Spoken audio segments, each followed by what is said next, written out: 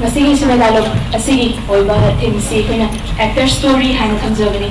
Masdaisida prominent film personalities koina kara invite tawjaraga makoi gi oiba hai sapna reba yana todo hindona makoi mami kalbada da haini yamna pamaba duwa kai haini makoi na amkan thengajare da di kaina khanba du ba ma amusu lairi aduna makoi gi film Manipuri film industry da matau kamdona changa ki ba duga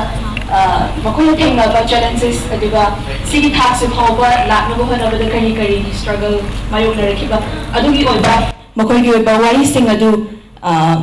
makoi laklingai ki tanja se lauraga mayam puna khangmina hobagi tanja adu lawjana bagi namakta senjebani aduna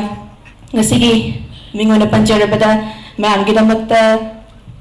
RK Kaiku Boni Guru Mayum Lesang Them Tonthoi Loina Mandalai Ma Lengsin Pirakani Loina moderator na Lengsin Bigada Ba Kaka Tiloken stage tekta kausin jeri. Hi, good evening everyone. A very warm welcome in this 7th-day session of 15 years of Manipuri cinema. It is very fortunate for all of us to be here this evening, as we are very lucky that we have very important personalities with us this evening to highlight us on how they embark on this journey, how they took up this profession of acting. And when we first hear about actors, the first thing that comes to my mind is, wow, they're actors. They must be living such a very luxurious life. They must be having, their life must be so full of enjoyment, no sort of worries, but that is not the truth. As I grew up, I began to understand that we're all human beings, whether they are in the life of, whether they are celebrity, behind the scenes, they cry, they love, and they face lots of challenges. So we are very fortunate this evening that 4 of the prominent Manipuri film actors are with us to tell us about their journey, to tell us about the struggles they have faced, about how they came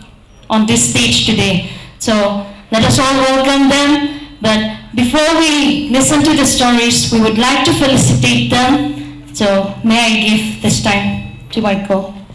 Mayam deke awu kuang teknizage lengsin birakani kalkunicheri be Lesang Them Tonthoi RK Kaiku Boni Guru Mayum Loina Mandalai Ma Loina kalkunicheri ka moderator na lengsin bigani kaka Tiloken makoi sensi malang tegi Kalau mama dia aku dah yang nak pun fala baru badi adu kata kalau yang mama ngane itu dah coba kena ini mama itu apa ni fala bahasa itu mama yang dekat aku pun tu bisa gila ini nak kali sih kita gina bagi nama kita ikan ini jadi bar ni mana penjara besar RT Nimai retired IAS official former commissioner art and culture group state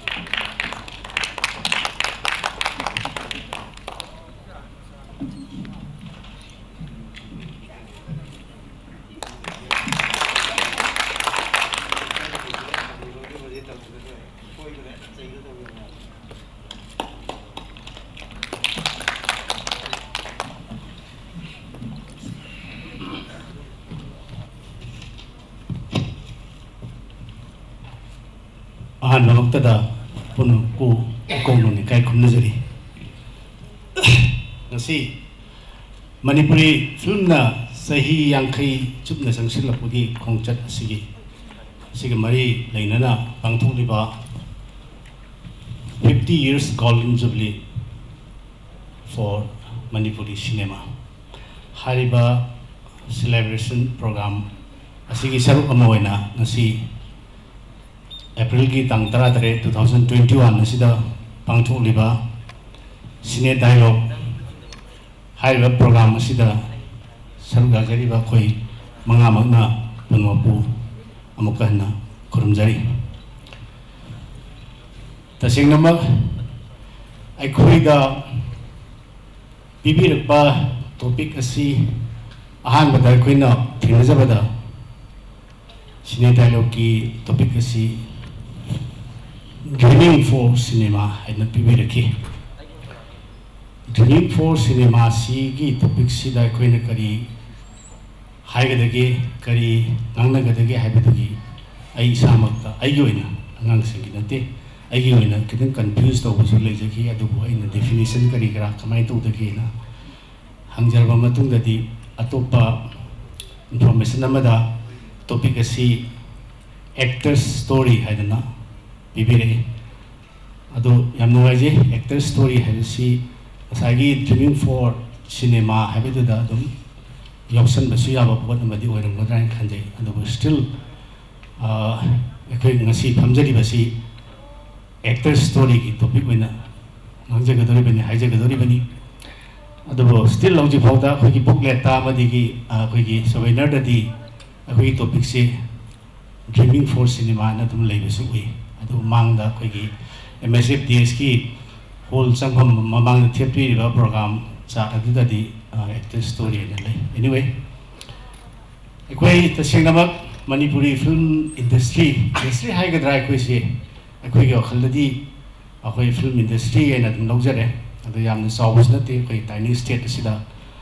film pamjaba activist ama oina khoi si changes songdari bani ngasi yamna nungai ba matam haitare aigi oina su aigi personal on yam nungai jaba aramdi khoi si khara jet oire aduna si matungda lakpa khoi gi celebration program sahi drama nga so khoi khangde whether ai yaw bangora ngamoidra ado handaki yaw phangja se aduki mati nungai jai loina na aikoi busu chuna actor mani thopu ba mani haino khanbi duna yaw bina ba yaw janna ba takbir ko se aduki mati penjai ai organizer bo ina hanna thakachari ado hojik si aikoi da pb reiba topic actor's story haibasigi wari watai sanabagi famasi hodokting da mayam na su hena khambirabani aina hena kena tawjabadi nasadi adu ba mutang koigi stage da niyogi matung nei haijage aigi yeta phambiriba ei chanpi si mandalaima maksiuji kwakaden lasam lekai kwakaden lasam lekai de lebibani maksi 2000 dagi video film ama yawbadagi 2001 dagi digital film da yawba horki lalasipal lagi yawki bani ado hojikti more than 50 above 50 film gumagi mathakta masi yawre adagi music album kya das yawre yani award kada sum phangre haying oren mahanga masagi wahi kra hai matamda award sing ade ate mayam da habirakani ne khanjai ado mahasi ta singnamak aina thingnarakpa isa singi manungda hadi film actor actress sing manung sida mahasi ega maga thingnarakpa 2002 3 adaini ado matamdu daina khwaidagi nungsikiba khwaidagi hadi yam ingje tapsaba langba khotpa kya yaujidaba film setting taramdai desu magi makeup ko toroga tum mafamda tumina changsalaga hipchana helaigiba aina angang hibu nara jalaga hongda natti ma sim langje tabani ma tumin hipsabani adi yam su ing tapsaba bebar sam kaijidaba haitare taksi khasi khangba ngang ne yam thal ki matamduda ꯑꯗꯒꯤ ꯃꯊꯪꯗ ꯐꯝꯕꯤꯔꯤꯕꯁꯤꯅ ꯑꯩꯒꯤ ꯏꯆꯥ ꯍꯥꯏꯕ ꯇꯥꯔꯦ ꯑꯩꯈꯣꯏ ꯃꯥꯡꯗꯗꯤ ꯑꯩꯈꯣꯏꯗ ꯇꯥꯃꯣ ꯀꯧꯕꯅꯤ ꯏꯅꯥꯎ ꯍꯥꯏꯔꯒꯦ RK Somorindro ꯃꯌꯥꯝꯅ ꯀꯩꯀꯨ ꯍꯥꯏ ꯑꯁꯦꯡꯕ ꯃꯃꯤꯡꯗꯤ RK Somorindro ꯀꯧꯏ ꯊꯥꯡꯃꯩꯕꯟ DM ꯀꯣꯂꯦꯖ ꯒꯦꯠꯇꯒꯤꯅꯤ ꯃꯍꯥꯛꯁꯨ ꯐꯤꯂꯝꯗ ꯌꯥꯝ ꯊꯋꯥꯏ ꯌꯥꯎꯖꯕ ꯑꯥꯔꯠ ꯑꯦꯟ ꯀꯜꯆꯔꯁꯤ ꯌꯥꯝ ꯄꯥꯝꯖꯕ ꯑꯥꯔꯠꯇ ꯉꯥꯎꯖꯕ ꯍꯥꯏꯇꯥꯔꯦ ꯐꯤꯂꯝ ꯌꯥꯎꯗ꯭ꯔꯤꯉꯩ ꯃꯃꯥꯡꯗ ꯃꯍꯥꯛꯁꯤ ꯕꯦꯗꯃꯤꯟꯇꯟ ꯄ꯭ꯂꯦꯌꯔꯅꯤ ꯅꯦꯁꯅꯦꯜ ꯄ꯭ꯂꯦꯌꯔ ꯑꯣꯏꯔꯝꯃꯤ ꯁ꯭ꯇꯦꯠꯇꯒꯤ ꯁꯦꯂꯦꯛꯁꯟ ꯐꯪꯉꯒ ꯖꯨꯅꯤꯌꯔꯗꯒ ꯆꯠꯂꯨꯔꯕꯅꯤ ꯑꯗꯨꯕꯨ ꯀꯔꯝꯍꯥꯏꯅ ꯇꯧꯅ ꯕꯦꯗꯃꯤꯟꯇꯟ ꯑꯩꯈꯣꯏꯒꯤ ꯁꯥꯟꯅꯔꯝꯕꯗꯒꯤ ꯐꯤꯂꯝꯗ ꯑꯥꯔꯠꯇ ꯆꯪꯉꯛꯈꯤꯕꯅꯣ ꯍꯥꯏꯕꯗꯨ ꯍꯣꯔꯦꯟ ꯃꯍꯥꯛ ꯁꯣꯏꯅ ꯍꯥꯏꯕꯤꯔꯛꯀꯅꯤ ꯃꯊꯪꯁꯤꯗꯤ ꯑꯩꯒꯤ ꯑꯣꯏꯗ ꯐꯝꯕꯤꯔꯤꯕꯤ ꯃꯌꯥꯝꯅꯁꯨ ꯍꯦꯟꯅ ꯑꯩꯅ ꯍꯥꯏꯗ꯭ꯔꯒꯁꯨ ꯈꯪꯕꯤꯔꯦ ꯑꯗꯨꯕꯨ ꯍꯥꯏꯖꯒꯦ L Tonthoi ꯏꯆꯥꯅꯨꯄꯤꯁꯤꯁꯨ ꯑꯩꯒ ꯊꯦꯡꯅꯔꯛꯄꯁꯤ ꯃꯥ ꯑꯣꯏꯅ ꯈꯪꯉꯛꯄꯁꯤ ꯗꯣꯟ 2006ꯗ ꯑꯩꯒ ꯃꯥꯒ ꯊꯦꯡꯅꯔꯛꯏ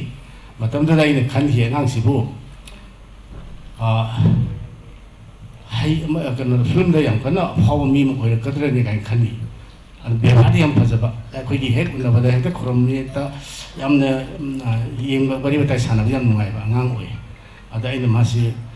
ꯗꯣꯟꯗ ꯈꯟꯕ ꯑꯉꯥꯡꯗꯨꯅꯤꯅꯦ ꯍꯥꯏꯅ ꯈꯜꯂꯒ ꯑꯗꯨꯝ ꯂꯩꯕ ꯑꯗꯨꯕꯨ ꯁꯗꯟꯂꯤ ꯈꯪꯍꯧꯗ ꯃꯥꯁꯤ ꯃꯥꯒꯤ ꯍꯩꯁꯤꯡꯕ ꯃꯥꯒꯤ ꯇꯦꯂꯦꯟꯇꯨꯅ ꯐꯖꯅ ꯆꯣꯡꯈꯠꯂꯒ ꯃꯌꯥꯝꯒꯤ ꯁꯦꯕꯥ ꯐꯪꯕ ꯑꯗꯒꯤ ꯑꯦꯋꯥꯔꯗ ꯀꯌꯥꯅ ꯂꯩꯇꯦꯡꯕ ꯑꯗꯨꯃꯥꯏꯅ ꯑꯣꯏꯔꯛꯄ ꯏꯆꯥꯅꯨꯄꯤꯅꯤ ꯑꯗꯒꯤ ꯁꯣꯝꯗ ꯐꯝꯕꯤꯔꯤꯕ ꯑꯩꯒꯤ ꯏꯆꯥ ꯍꯥꯏꯕ ꯇꯥꯔꯦ ꯒꯨꯔꯨꯃꯌꯨꯝ ꯕꯣꯅꯤ ꯁꯔꯃ ꯀꯩꯁꯥꯝꯊꯣꯡ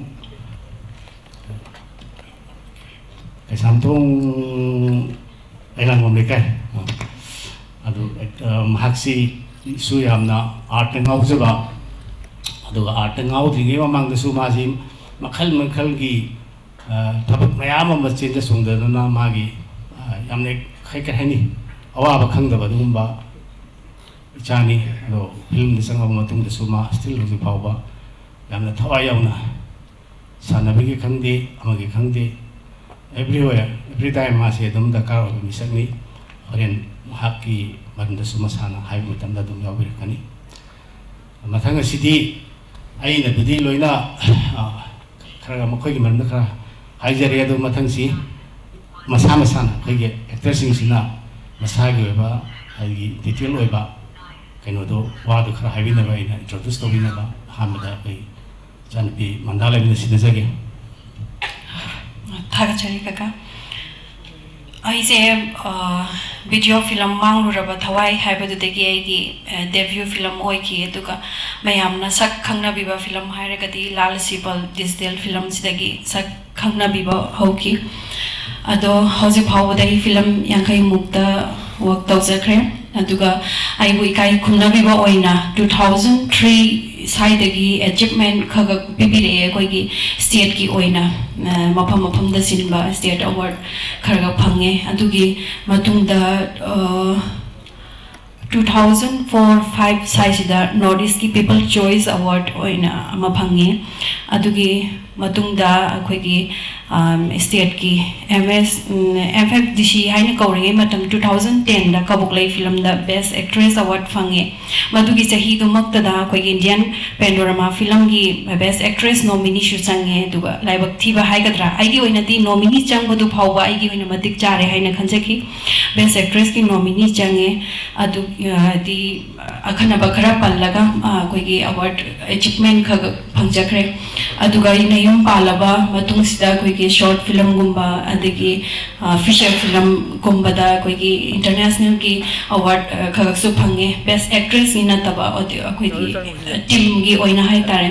अचीवमेंट खरा फंगे मसिनसु आइबु आइदि थौना हाउकट पिबा ओइना थोए मसिगी दमक्तसु मयाम पुना बपु यामना थाकचे अदुगा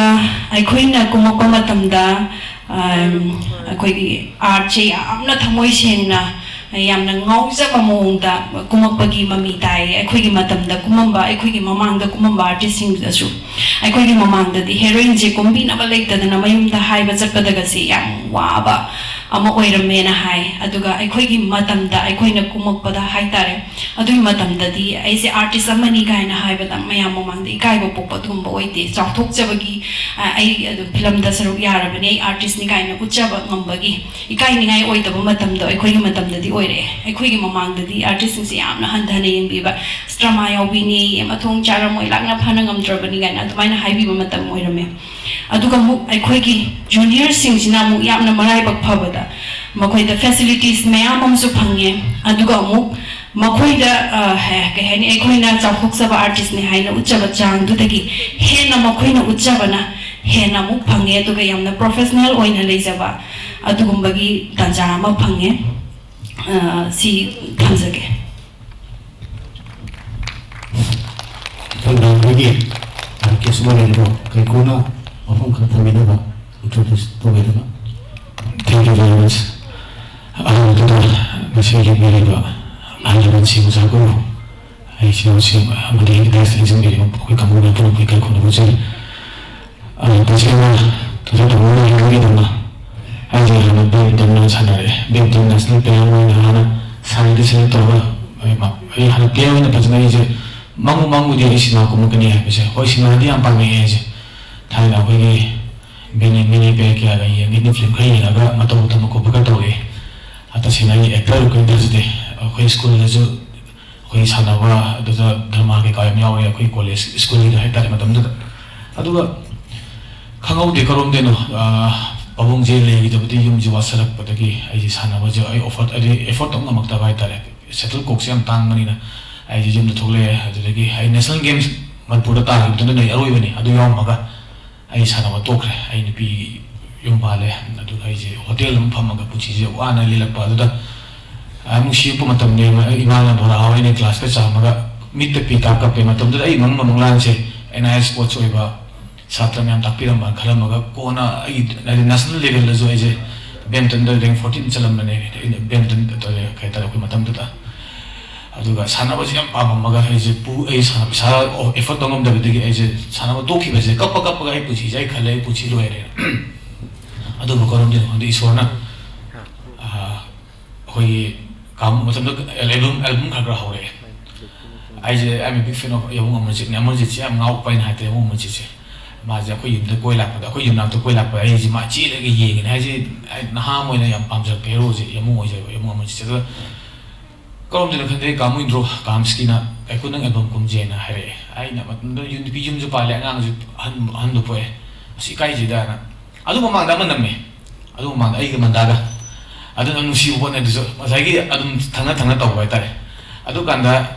man da je matam da khoi am ai ju ham man ni man da je ma na hana matam do ma di theater ka tom na tom theater do me video film ka tom me ma di hana idea le me ada ai nama je hajar ya mana iban ko bini kan morning mom na producer jin ai ine no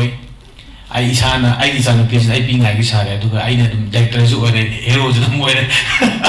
adu gi cameraman lagi da ka kamo cha khoi sel ki uso tamu su kan tari satra isle lagi dre mana cameraman no ga nam khi du album do ai release to go thing jan gra have ai na sai min thap da khoi lyrics min tha lu da tha da this the things and keep adu gi mathang da lai phabam na kam st to da gi adu matam da kam sa hire khrab ne hai dum samana dum namina ba ta adu ga kamu do pus photopi be hai ta re ya na sunu shi bi na mate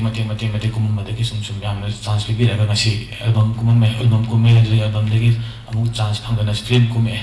film de ma kha ta na sum sima kum ba kum pa na asi ai film sam ni ma thak kum ma ne adu ga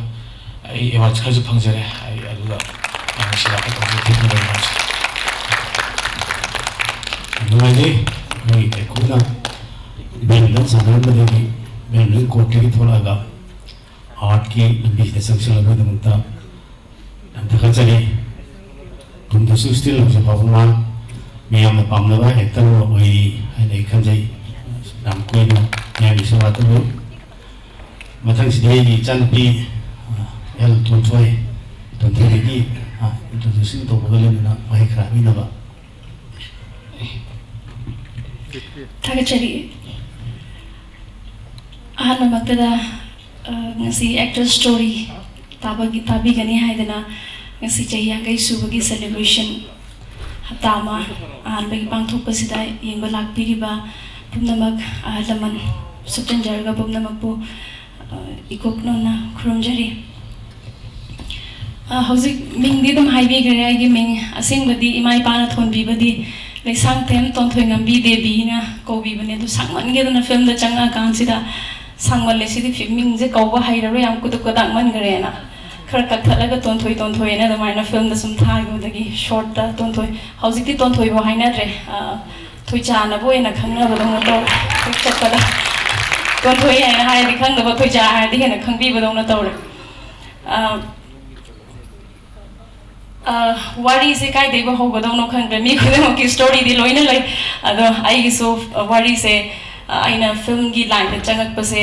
yamna barrier kaya ma dagi di struggle kaya ma tinghang kaya ma samban kaya ma chongaga adu maina lai side dagi yamna athing bakari kra do da natabida ai gi family itself ai gi family dagi horaga family se art tauba laitaba nate aigi father kainone all india radio ge approved singer ne de sur mandir na moi ki sangsthana ma leiramaga drama ga su tawrame hai ba se khoi di uja hodre do matam da akoi da sum e da churak pa hai gadra aina hek angang oi ne pitru pi ngai da gi sum thaina rangoli chitrahar kaina sunday da ga lak pa se yenga akoi chahi mari manga da su de dai da adum imagi phi macham pairaga adum nakanda ung sanabi adum mina kumari hoiga se kanano kaino khangda pung awda ngauzabi adun acting se utang tau phangadi na angam oi di sum e de sum haide ai brain gi corner am da sum lai gi bazane aduna chawkhala kan se gi mana doctor oi hening bazigi doctor se tamna baina coaching tawhale kem changde adum miss manipur khra class 11 tam ba khra thokchan imana kok ta tin khra sichan nang tu ona to pa yana baina tin khra sit taw dana tawga to osira na mukhana dagi manung da chai ba mai duna de hek chakhala taw na adum lak pasina thingba yada dagi 2006 sida ise don tawduri na koi da homena na ma se makeup su tawe costume su tawe mana tawra ise puthok pirak pane don sida adu su hura laga akoi na chingkhu da lai re aduga akoi gi sagai sing se loina thangoi banda lai watham lerakta ada ipu mana bagi khudong chab loraga seba gi la on taw di khudong chab loraga ise don ju ran yauraga thoka da bam se ketang di ay akoi ba da telephone da hai ai sumaina don na ma yaudri baba ma gon piyo pinabiyo na baba na e ma gon yo kain hai ai se mit pi tar ga da maina horakhi bani aduna ahan ba tawm se film se akoi na khaluri se don ji da tar ga di ai se heroine gumba phangani hai na asa ma jo jo bam thamjalu re bi sai thanda aduna kaya me disappoint ho gaya da heroine ji phangdabane ba akoi kainoi na kumhale supporting da akoi gi heroine machan bishar kumhale first film se bright film gi kaka chana stand the direction pi basa as I di film ko mar da ne I se don actor tar don actress tar bane I se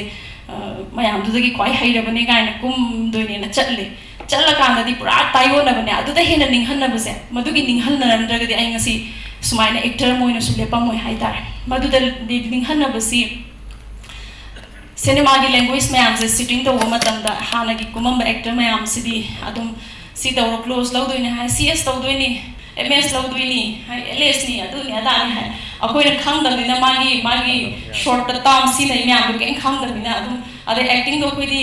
khan ba matam da su camera da yenga khan ba na stage da law kum da acting to hol ga khan ba ni na ngasai gi yam na kai hani acting se yam loud sum ka chong sum taw hai ta le na mi close lor ka da ina bit na je hai je lum taw na taw da gi ai sum ikai pa je phawrak da na sum taw ba da gi ai se na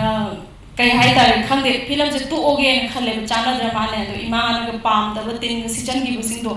iman ai se apha track ta chat na ba gi da ma to oi jani shoni ya ba jani kai na pukni se wakan cha khal ga da film je to oge hai na ai decision low re ka do ai na amakhat ki tham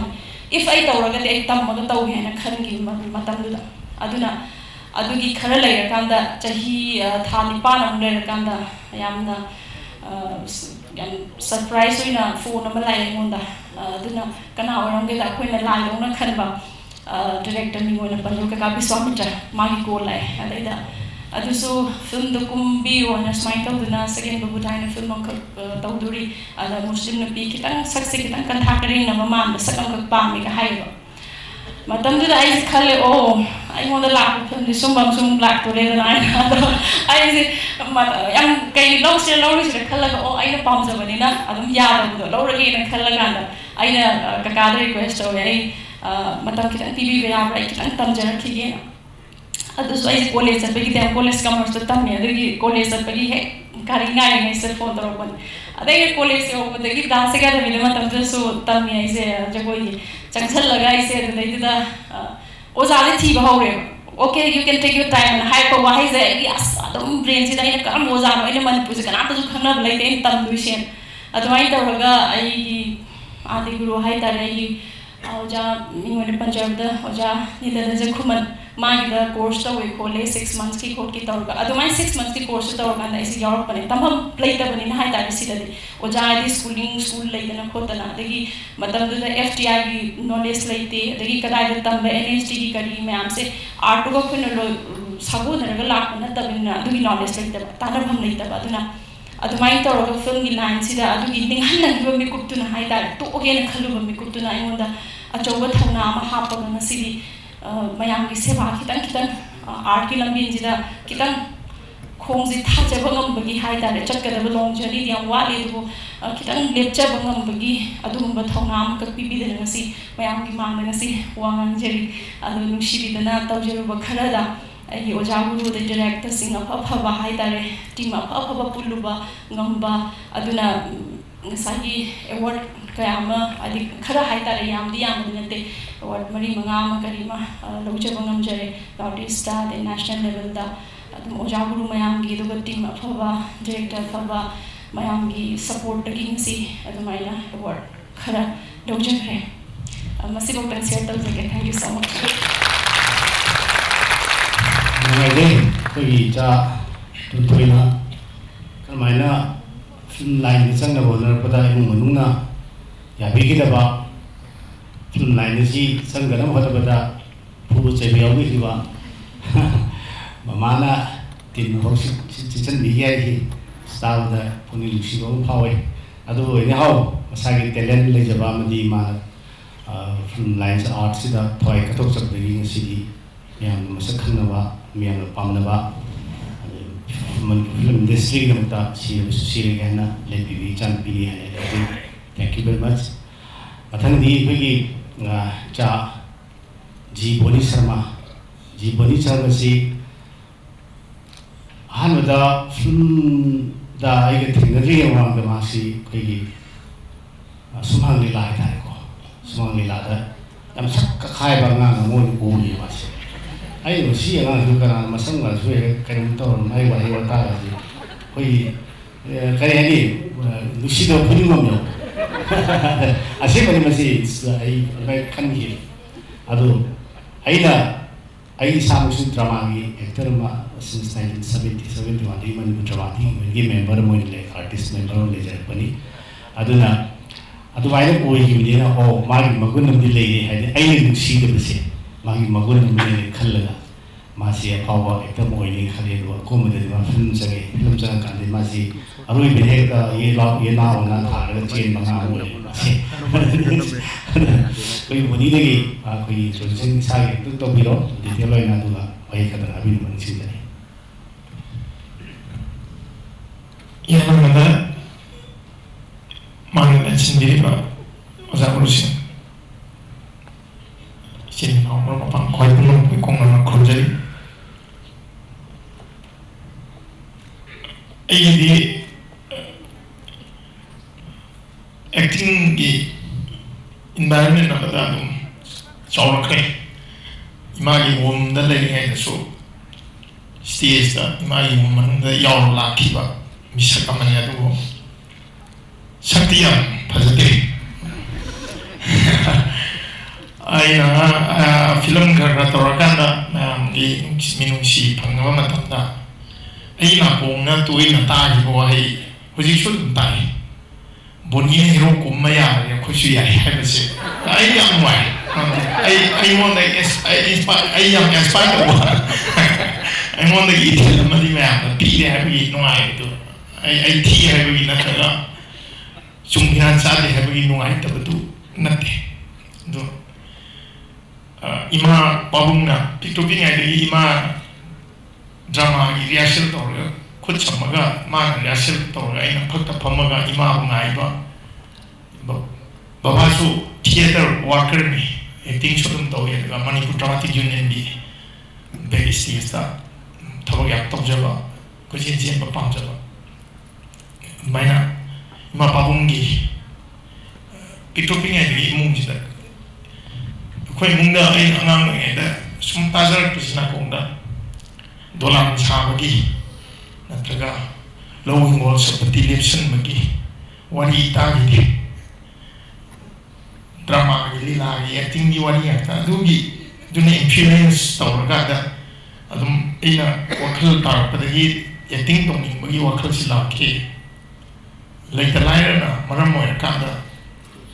ima sodum drama thador tana kisam thong da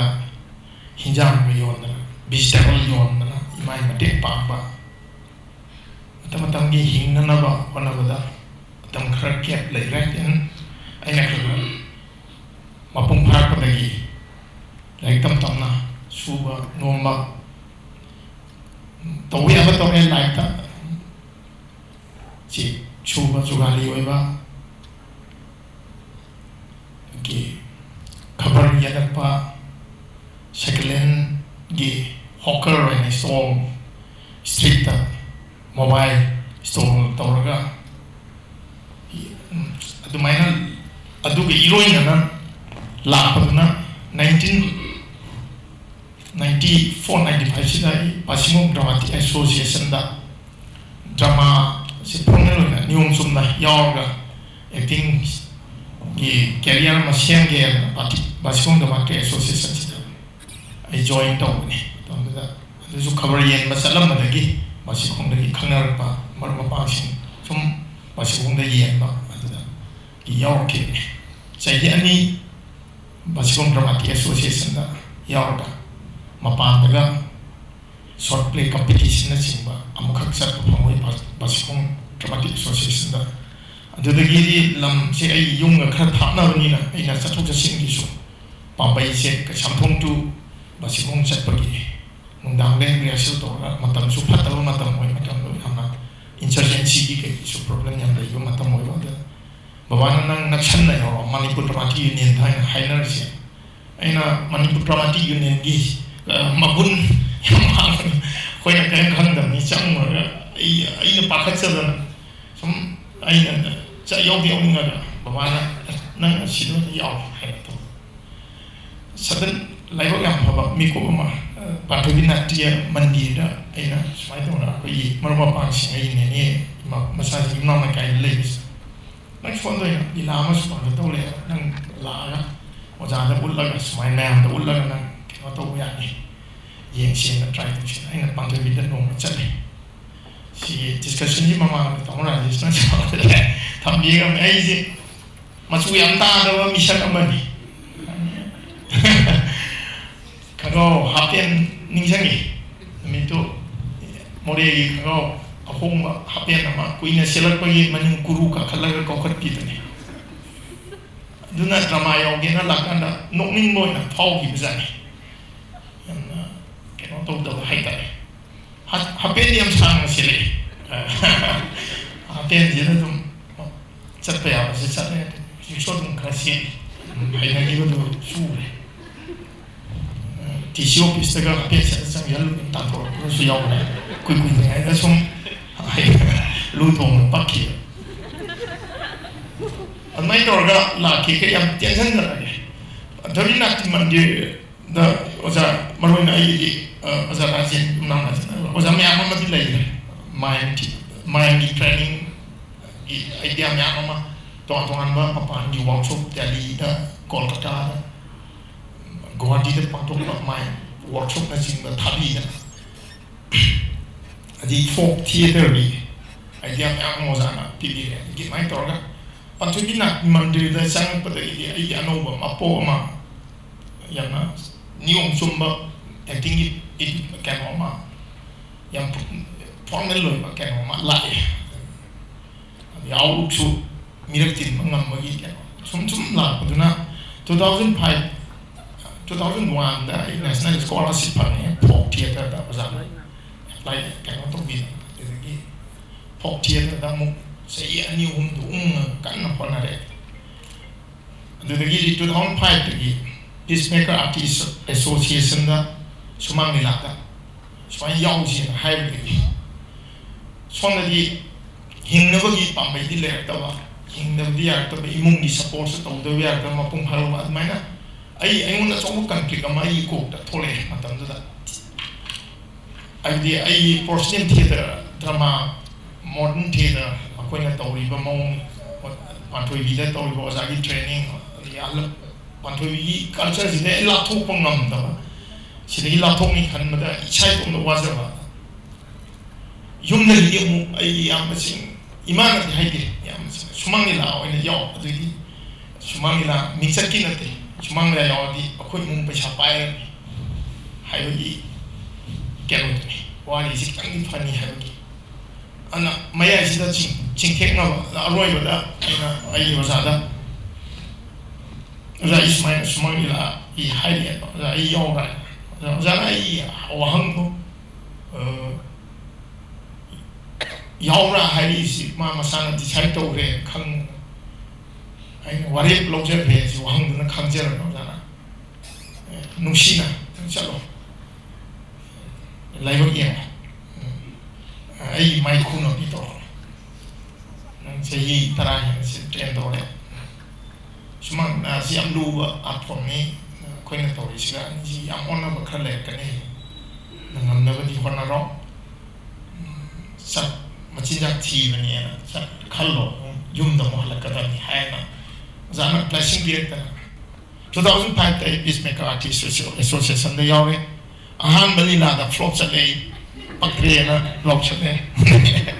oza visit na kan na hona bi da oza ai oza ra jen na so ai dia mya mo pibi oza visit na chap pa hona bi oza bi kano da gi hai da Mongol lagi, semang ni ada kita meet mai pang mana dan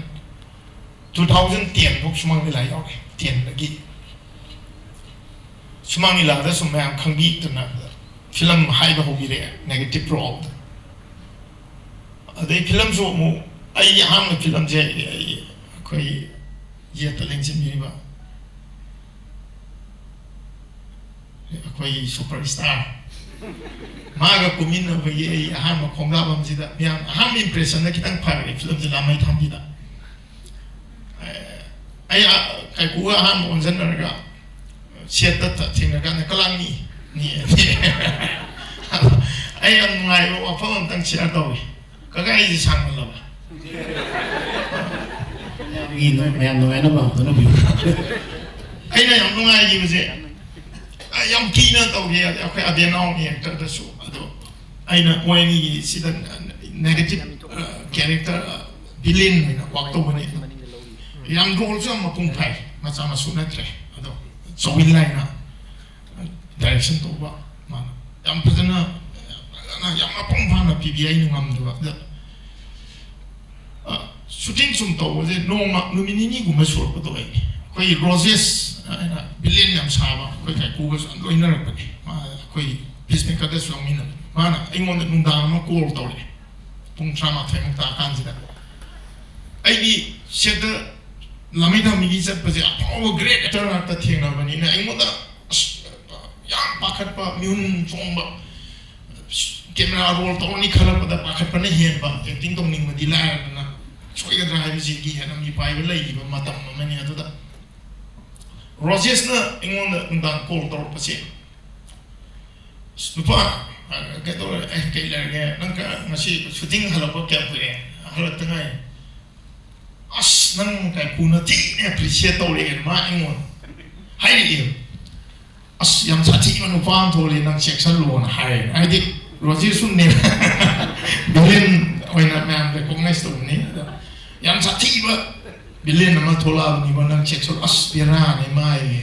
sinya kan ni mana hai ada ini itu orang muai ni kita ingon da pallaga le ma fullaga le ma keno ma ꯂꯧꯊꯣꯛꯈ꯭ꯔꯦ ꯍꯥꯡꯗꯣꯛꯄꯤꯒꯤ ꯃꯈꯨꯝ ꯑꯗꯨꯗꯩꯗꯤ ꯃꯊꯪꯒꯤ ꯃꯈꯥ ꯇꯥꯔꯛꯄꯗꯗꯤ ꯑꯩ ꯂꯥꯡꯃꯩ ꯊꯥꯕꯤ ꯅꯝꯕꯗ ꯀꯤꯗ꯭ꯔꯦꯕ ꯁꯝꯌꯦꯠꯅꯥꯎ ꯈꯨꯄꯥꯛ ꯈꯨꯄꯥꯛ ꯃꯃꯤꯒ ꯇꯥꯏ ꯑꯗꯣ energy ꯁꯨꯝ ꯍꯥꯞꯀꯠꯂꯤ ꯃꯇꯝꯗ ꯑꯩꯅꯗꯤ ꯁꯤ ꯋꯥꯐꯝꯁꯦ ꯑꯗꯨꯝ ꯑꯇꯣꯞꯄ ꯄ꯭ꯂꯦꯠꯐꯣꯝꯗ ꯑꯩ ꯃꯌꯥꯝꯗꯗꯤ ꯋꯥꯔꯤ ꯁꯥꯕ ꯌꯥꯎꯕꯅꯤ ꯑꯗꯨꯕꯨ ꯉꯁꯤꯒꯤ ꯒꯣꯜꯗꯟ ꯖꯨꯕ꯭ꯂꯤꯒꯤ ꯃꯅꯤꯄꯨꯔꯤ ꯁꯤꯅꯦꯃꯥꯒꯤ ꯌꯥꯝ ꯅꯨꯡꯉꯥꯏꯕ ꯃꯤꯀꯨꯞꯁꯦ ꯁꯤꯒꯤ ꯋꯥꯐꯝꯁꯤꯃꯇꯪ ꯑꯩꯅ ꯑꯩ ꯀꯥꯏꯀꯨꯒꯤꯗ ꯃꯥꯡꯗ ꯐꯣꯡꯗꯣꯛꯆꯕꯒꯤ ꯅꯨꯡꯉꯥꯏꯖꯕꯗꯨꯅꯤ ꯑꯗꯨꯃꯥꯏꯅ ꯇꯧꯔꯒ ꯁꯨꯝ ꯂꯥꯛꯄ ꯈꯣꯡꯆꯠꯅꯤ ꯍꯧꯖꯤक ꯐꯥꯎꯕꯗ ꯁꯨꯝ ꯈꯔ ꯃꯌꯥꯝꯒꯤ ꯃꯇꯨꯡ इल्लगा हाइतारे ꯌꯥꯝ ꯅꯨꯡꯉꯥꯏꯖꯩ ꯕꯣꯅꯤ ꯑꯩ ꯉꯁꯥꯏ ꯍꯥꯏꯕꯗ ꯈꯤꯇꯪ ꯆꯤꯊꯍꯧꯔꯦ ꯑꯩꯈꯣꯏꯒꯤ ꯕꯣꯅꯤꯕꯨ ꯄꯣꯛꯄꯤ ꯏꯃꯥꯁꯤ ꯑꯩꯍꯥꯛꯀ MDUꯗ ꯑꯩꯅ ꯑꯦꯛꯇꯔ ꯑꯃ ꯑꯣꯏꯅ ꯃꯦꯝꯕꯔ ꯑꯣꯏꯅ ꯆꯪꯕ ꯃꯇꯝꯗ ꯑꯩꯈꯣꯏ ꯗ꯭ꯔꯃꯥ ꯈꯔ ꯑꯗꯨꯝ ꯄꯨꯟꯃꯤꯟꯅꯔꯦ ꯍꯥꯏꯇꯥꯔꯦ ꯑꯩꯈꯣꯏ ꯑꯂꯦꯛꯖꯦꯟꯗꯔꯒꯨꯝꯕ ꯑꯗꯩ ꯈꯣꯡꯖꯣꯝ ꯂꯥꯜ ꯍꯥꯏꯅ ꯈꯣꯡꯖꯣꯝ ꯂꯥꯜꯁꯦ ꯑꯩ ꯏꯁꯥꯅ ꯏꯖꯔꯝꯕꯅꯤ ꯑꯗꯨ ꯃꯇꯝꯗ ꯈꯔ ꯄꯨꯟꯃꯤꯟꯅꯔꯝꯃꯤ ꯌꯥꯝꯅ ꯑꯩꯈꯣꯏꯒꯤ ꯃꯤꯅ ꯃꯁꯛ ꯈꯪꯕ ꯌꯥꯝꯅ ꯇꯦꯂꯦꯟ ꯂꯩꯕ ꯑꯦꯛꯇ꯭ꯔꯦꯁꯅꯤ ꯃꯈꯣꯏꯒ ꯄꯨꯟꯕ ꯐꯪꯈꯤꯕꯗꯣ ꯌꯥꯝ ꯅꯨꯡꯉꯥꯏꯖꯩ ꯑꯗꯨꯕꯨ ꯑꯩ ꯑꯟꯐꯣꯔꯆꯨꯅꯦꯠꯂꯤ ꯍꯥꯏꯒꯗ꯭ꯔꯥ ꯑꯩꯒꯤ ꯅꯥꯀꯜ ꯑꯃꯔꯣꯝꯗꯒꯤ ꯐꯣꯔꯆꯨꯅꯦꯠꯂꯤ ꯍꯥꯏꯇꯥꯔꯦ ꯑꯩ ꯁꯦꯟꯇ꯭ꯔꯦꯜ ꯒꯣꯔꯃꯦꯟꯒꯤ ꯁꯥꯔꯚꯤꯁ ꯑꯃ 1976ꯗ ꯐꯪꯉꯒ ꯑꯩꯁꯤ ꯃꯄꯥꯟꯗ ꯄꯣꯁꯇꯤꯡ ꯑꯗꯨꯝ ꯆꯠꯈ꯭ꯔꯦ ꯁꯤꯂꯣꯡꯗ ꯑꯗꯨꯒꯤ ꯃꯇꯨꯡꯗꯒꯤ ꯗ꯭ꯔꯃꯥꯁꯤ ꯌꯥꯎꯕ ꯐꯪꯈꯤꯗ꯭ꯔꯦ ꯑꯗꯨꯕꯨ still I a life member of Manipur dramatic union ꯑꯗ ꯑꯩꯈꯣꯏ ꯕꯣꯅꯤꯁꯤ ꯃꯥꯅ ꯍꯧꯖꯤꯛ ꯉꯥꯡꯉꯤꯁꯤ ꯑꯩꯗꯤ ꯃꯥꯒ ꯋꯥꯔꯤ ꯁꯥꯟꯅꯕ ꯃꯥꯅ ꯉꯥꯡꯕꯁꯤ ꯇꯥꯒꯗꯧꯕꯒꯤ ꯃꯉꯣꯟꯗ ꯐꯣꯟꯒ ꯌꯥꯝ ꯇꯣꯏꯅ ꯇꯧꯏ ꯌꯥꯝꯅ ꯋꯥꯔꯛꯄ ꯃꯇꯝ ꯅꯨꯡꯗꯥꯡꯒꯨꯝꯕ ꯍꯜꯂꯛꯄ ꯃꯇꯝꯁꯤ ꯃꯉꯣꯟꯗ ꯋꯥꯔꯤꯒ ꯁꯥꯕ ꯐꯣꯟꯗꯤ ꯌꯥꯝ ꯄꯥꯏꯒꯟꯗꯦ ꯑꯗꯣ ꯄꯥꯏꯔꯒꯗꯤ ꯄꯥꯛ ꯊꯝꯃꯨ ꯌꯥꯗꯦ ꯌꯥꯝ ꯅꯨꯡꯉꯥꯏꯕꯗꯣ ꯃꯥꯅ ꯉꯥꯡꯕꯁꯦ ꯃꯥꯅ ꯉꯥꯡꯖꯔꯤꯁꯤ ꯑꯁꯦꯡꯕ ꯉꯥꯛꯇꯅꯤ ꯃꯥꯁꯤ ꯈꯕꯔꯒ ꯌꯣꯜꯂꯝꯃꯦ ꯃꯥ ꯍꯥꯏꯕ ꯈꯕꯔ ꯃꯥꯗꯤ ꯐꯤ ꯑꯩꯈꯣꯏꯒꯤ ꯀꯥꯡꯖꯩ ꯃꯄꯥꯟꯗ 10 10 ꯂꯥꯛꯍꯧ ꯃꯥꯅ ꯅꯝꯕꯔ 1 ꯍꯥꯏ ꯃꯥ ꯌꯥꯅꯕꯅꯤ ꯃꯩꯇꯩ ꯃꯆꯥ ꯃꯥ ꯑꯁꯦꯡꯕ ꯑꯗꯨꯝ ꯍꯥꯏꯖꯕꯅꯤ ꯃꯥꯁꯤ ꯑꯗꯨꯝꯕ ꯌꯥꯝ ꯅꯨꯡꯉꯥꯏꯕ ꯁꯪꯒꯣꯝ ꯌꯣꯟꯕ ꯌꯥꯎꯔꯝꯃꯤ ꯍꯥꯏꯒꯨꯝꯕ ꯑꯗꯨꯝꯕ ꯌꯥꯝ ꯇꯧꯋꯤ ꯃꯥꯁꯤ ꯌꯥꯝꯅ ꯍꯣꯠꯅꯖꯔꯛꯄꯖꯥꯠꯅꯤꯗ ꯈꯣꯝꯕꯗꯨꯕꯨꯗꯤ ꯍꯧꯖꯤꯛꯇꯤ ꯌꯥꯝ ꯅꯨꯡꯉꯥꯏꯔꯦ ꯌꯥꯝ ꯅꯨꯡꯉꯥꯏꯔꯦ ꯍꯥꯏꯕꯗꯤ ꯑꯩꯈꯣꯏꯒꯤ ꯃꯥꯅ ꯄꯥꯝꯖꯔꯨꯕ ꯑꯥꯔꯠꯁꯁꯤ ꯆꯪꯁꯤꯜꯂꯛꯄꯗꯒꯤ ꯐꯤꯂꯝꯁꯤ ꯆꯪꯉꯛꯄꯗꯒꯤ ꯃꯌꯥꯝꯒ ꯄꯨꯟꯕ ꯐꯪꯕ ꯑꯗꯒꯤ ꯃꯥꯅ ꯉꯁꯥꯏ ꯑꯃ ꯍꯥꯏꯈꯤꯕꯗꯨ ꯑꯩꯁꯤ ꯕꯣꯅꯤꯅ ꯐꯤꯂꯝꯒꯨꯝꯕꯗꯤ ꯑꯩꯁꯨ ꯀꯨꯝꯕ ꯌꯥꯏ ꯃꯤꯅ ꯍꯥꯏꯕ ꯃꯤꯗꯨ ꯃꯁꯛ ꯊꯤꯈ꯭ꯔꯖꯥꯠꯅꯤ ꯑꯗꯣ ꯗꯤꯔꯦꯛꯇꯔ ꯑꯃꯅ ꯑꯩꯉꯣꯟꯗ ꯍꯥꯏꯈꯤ ꯃꯃꯤꯡꯗꯤ ꯄꯟꯖꯔꯣꯏ ꯁꯥꯃꯣ ꯃꯥꯁꯤ ꯃꯇꯝꯗ ꯐꯥꯎꯒꯠꯂꯕ ꯃꯇꯝꯅꯤ ꯕꯣꯅꯤꯁꯦ ꯑꯩ ꯁ꯭ꯇꯤꯜ ꯍꯧꯖꯤꯛ ꯐꯥꯎꯕ ꯍꯤꯔꯣꯅꯦꯅ ꯈꯟꯗꯦꯅꯦ ꯍꯥꯏ ꯃꯥꯅ ꯑꯩꯅ ꯃꯨꯟꯅ ꯌꯦꯡꯀꯥꯟꯗ ꯑꯗꯨ ꯍꯧꯖꯤꯛꯇꯤ ꯈꯜꯂꯤ ꯍꯥꯏ ꯃꯥꯒꯤ ꯃꯒꯨꯟꯁꯦ ꯈꯪꯉꯛꯄꯗꯣ ꯑꯍꯥꯟꯕꯗ ꯈꯟꯗꯦꯅꯤ ꯍꯥꯏꯔꯒ ꯑꯗꯨ ꯍꯧꯖꯤꯛꯇꯤ ꯈꯜꯂꯤ ꯍꯥꯏꯕ anyway ꯑꯩꯈꯣꯏꯒꯤ ꯍꯧꯖꯤꯛꯀꯤ ꯐꯥꯔꯁ ꯔꯥꯎꯟ ꯍꯥꯏꯇꯥꯔꯦ ꯍꯧꯖꯤꯛ ꯑꯩꯈꯣꯏ ꯏꯟꯇ꯭ꯔꯣꯗ꯭ꯌꯨꯁ ꯇꯧꯕ ꯑꯗꯒꯤ ꯄꯨꯟꯁꯤꯒꯤ ꯋꯥꯔꯤ ꯃꯇꯦꯛ ꯑꯃ ꯍꯥꯏꯐꯦꯠ ꯍꯥꯏꯕꯤꯕꯒꯤꯗꯃꯛꯇ ꯌꯥꯝ ꯅꯨꯡꯉꯥꯏꯖꯩ ꯑꯗꯣ ꯃꯊꯪ ꯑꯩꯈꯣꯏ ꯁꯦꯀꯦꯟ ꯔꯥꯎꯟ ꯑꯃꯨꯛꯁꯦ ꯑꯩ ꯇꯁꯦꯡꯅꯕ ꯀꯔꯤ ꯍꯥꯏꯇꯥꯔꯦ ꯃꯣꯗꯔꯦꯇꯔ ꯑꯣꯏꯕꯁꯦ ꯌꯥꯝ ꯀꯟꯅ ꯑꯦꯛꯁꯄꯥꯔꯠꯇꯤ ꯅꯠꯇꯦꯀꯣ ꯑꯗꯨꯕꯨ ꯑꯩꯈꯣꯏ ꯃꯌꯥꯝꯅ ꯑꯣꯔꯒꯅꯥꯏꯖꯔꯁꯤꯡꯅ ꯁꯨꯝ ꯑꯃꯨꯛꯇꯪ ꯑꯣꯏꯌꯨ ꯍꯩꯅꯅꯕ ꯁꯨꯝ ꯇꯥꯛꯄꯤꯔꯛꯄ ꯑꯣꯏꯖꯕꯅꯤ ꯑꯗꯨ ꯁꯦꯀꯦꯟ ꯔꯥꯎꯟꯁꯤ ꯂꯥꯛꯇ꯭ꯔꯤꯉꯩꯒꯤ ꯃꯔꯛꯁꯤꯗ ꯑꯩꯈꯣꯏ ꯑꯣꯗꯤꯌꯦꯟꯁꯇ ꯊꯝꯖꯒꯦ ꯀꯅꯥꯒꯨꯝꯕ ꯂꯦꯡꯁꯤꯟꯕꯤꯔꯤꯕ ꯑꯣꯗꯤꯌꯦꯟꯁꯇꯒꯤ ꯃꯤꯑꯣꯏꯁꯤꯡꯅ ꯀꯔꯤꯒꯨꯝꯕ ꯑꯩꯈꯣꯏꯒꯤ ꯆꯥ ꯃꯔꯤꯁꯤꯗ ꯍꯪꯕꯤꯅꯤꯡꯕ ꯋꯥꯍꯪ ꯔꯤꯂꯦꯇꯦड ꯋꯤथ ꯐꯤल्म्स ओनली फिल्म मरी लेनबा और ngसाइगी बनी खोइगी फैमिली की ओइबा तेदी लोइ जाय अदुबो हाइदी मयामना ताबदा नुंगाइगदा बावहं खरा दुम हंबी हाबसु यानी आई ऑडियंस दा सिनजगे आई हाने ताबजरगे कनो खुद थांगत पिरादि मिंगा लेफम हाबिरो आई मिंग सुजुकांता film ngawjabani aina hanjudosi tongtagda hanjage tobani film मरी लेने बनते स्ट्रगल लाइफ की फिल्म यामना पामा कादे इमाना तिनसे संबी है तो पावलो तो हाइना बमले है करिम माई द मित तिनसे सेलेदी तिनसे बमी दो येरों थुंगे अदो इमा दो थामनी नम येरों थुंगे बले नो थैंक यू काका से हम तंग हाइजगे फिल्म डायरेक्टर दे काका की स्ट्रगल सिदी काका की कंट्रीब्यूशन फिल्म द लाइव सिदी तसिंगना 50 years अकोई शुरा इबंग असि सेलिब्रेट तौबंग हमजे काका की सो अचौबो कंट्रीब्यूशन यावरगनी थैंक यू काका यामना क्वेश्चन थामिरपसु याम नुंगाइदो याइरों थुंग मक्तुदी आई ngसाइगी पेन आइंगोंदा लैगिबा नुंगाइतबा अदुम मयामदुना याइरों दु इमागी याइरों दुदी आई येंगजलुद्रे हाइ तम करदो आई दी सोइदना गाड़ी दिगी कंजाम में जा तंग सोइदना इन सिप एक्टिवा थोड़ा मी चोंब कुदरी थाउ पादरी अदो मितरी नुक्सुबद यानम थुमे वैसे अदो थुंग जालाय दो सुम खन्ना हंगबने थैंक यू का वहन हंग्रे वमांगदा मिंगले लेफंग गंतंग तापिरमु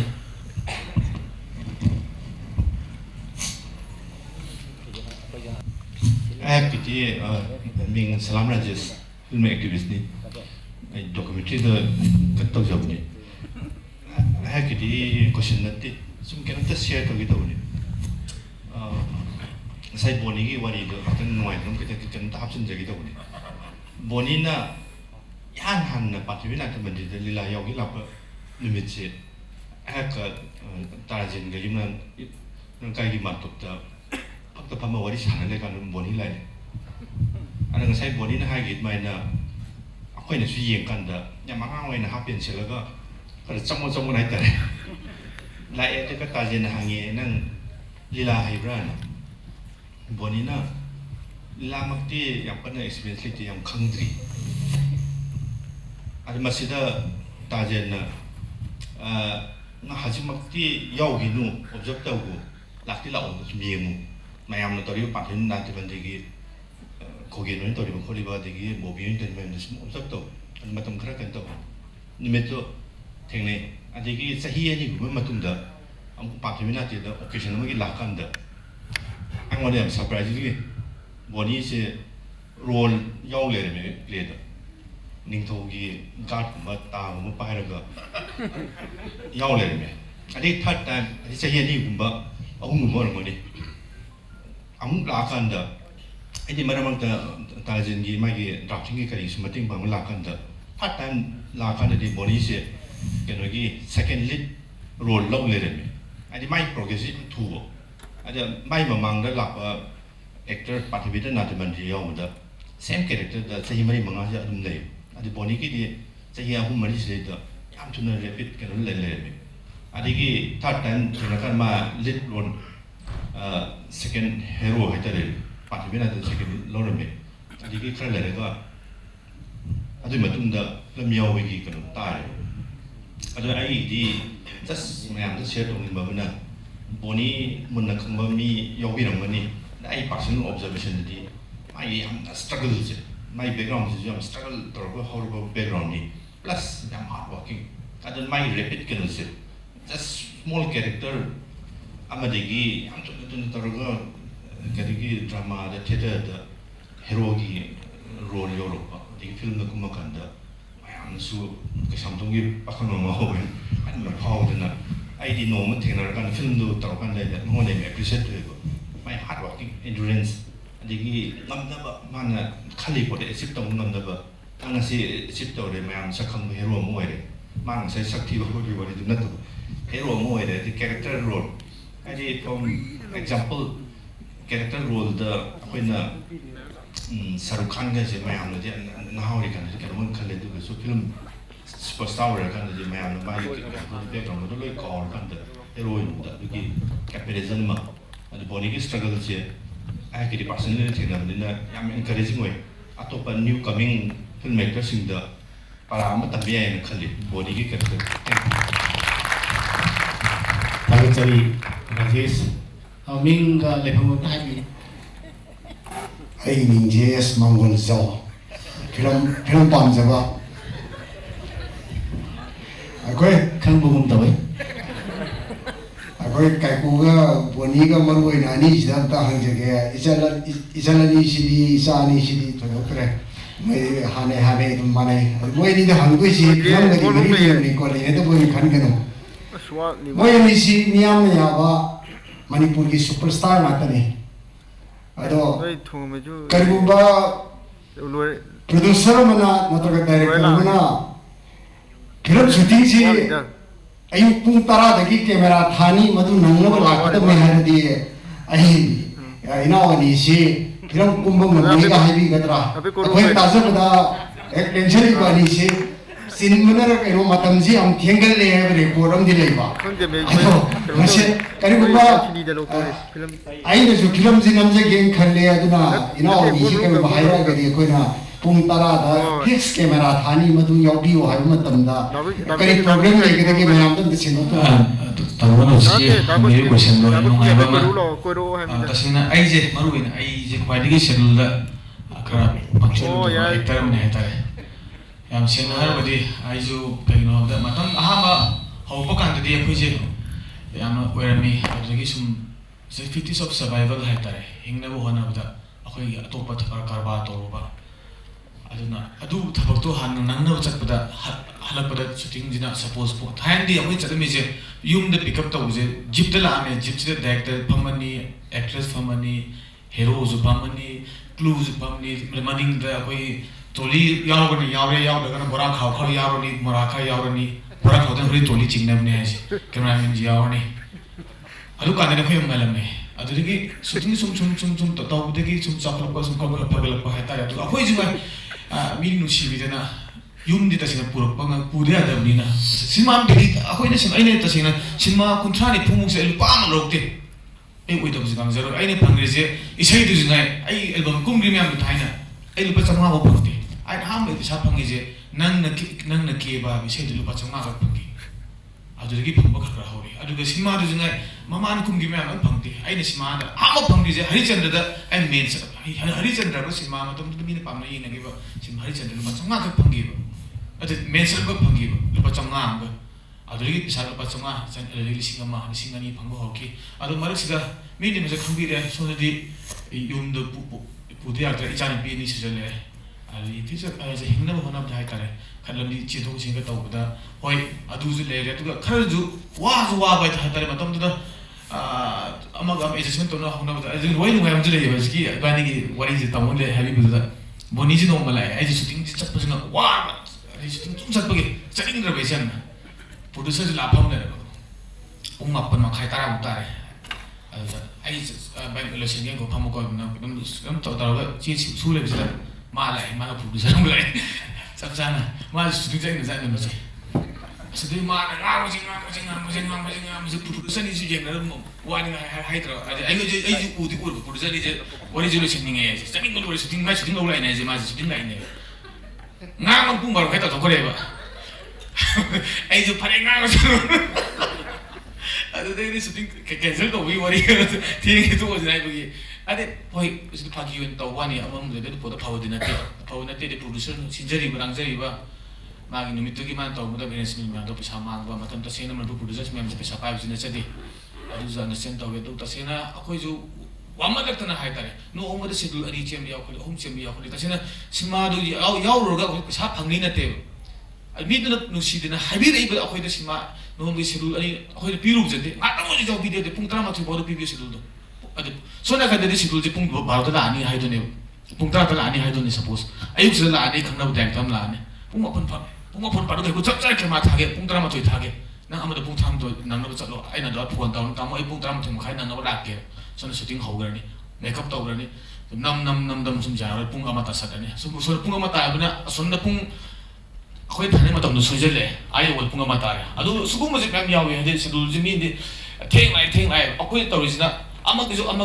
nang na chen bani na producer sap mane sa pai producer egla producer egla sima khoi jungai sima hori je pasai de muto honar kwate khoi am to ke second interest la kumi ni ke ima yum de gi lupa sam chai fa na khoi bek de gi khoi mai sa fa na ga hai ne hotel phamaga sa sima kumi ne khoi kami kai video second tangu me na piro je free thon bi ne khoi matam de designer ga le ko de kai costume designer kam le ponte akoi fe se bakara je dum second ni kha de su ga pho la ga sa chepa ngata ne ha ga ni da adu duna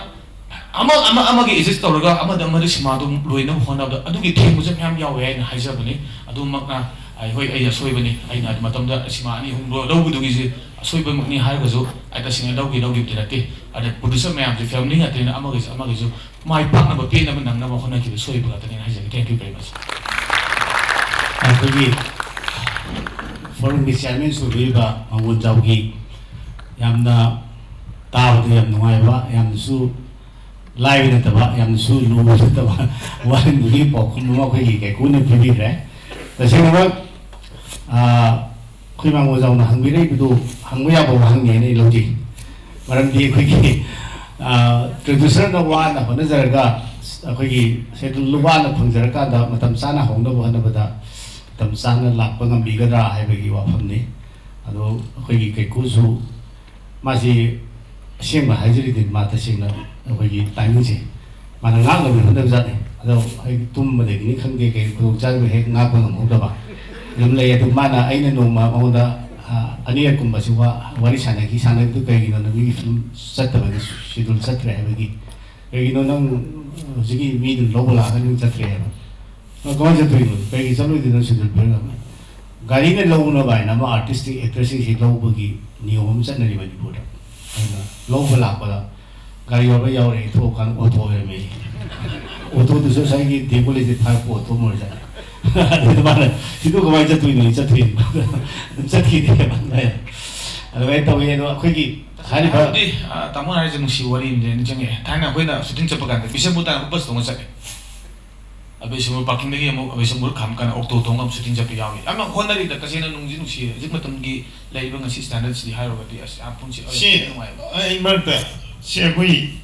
ꯀꯩꯀꯨꯅꯁꯨ ꯍꯥꯏꯕꯤꯔꯦ ꯈ꯭ꯋꯥꯏꯗꯒꯤ flexible ꯂꯩꯕ ꯑꯦꯛꯇꯔꯁꯤ ꯑꯩꯈꯣꯏꯅꯤꯅꯦꯅ ꯑꯩ ꯊꯝꯖꯒꯦ ꯍꯥꯏꯕꯗꯤ ꯆꯤꯜꯍꯥꯎ ꯌꯥꯝ ꯊꯤꯗꯕ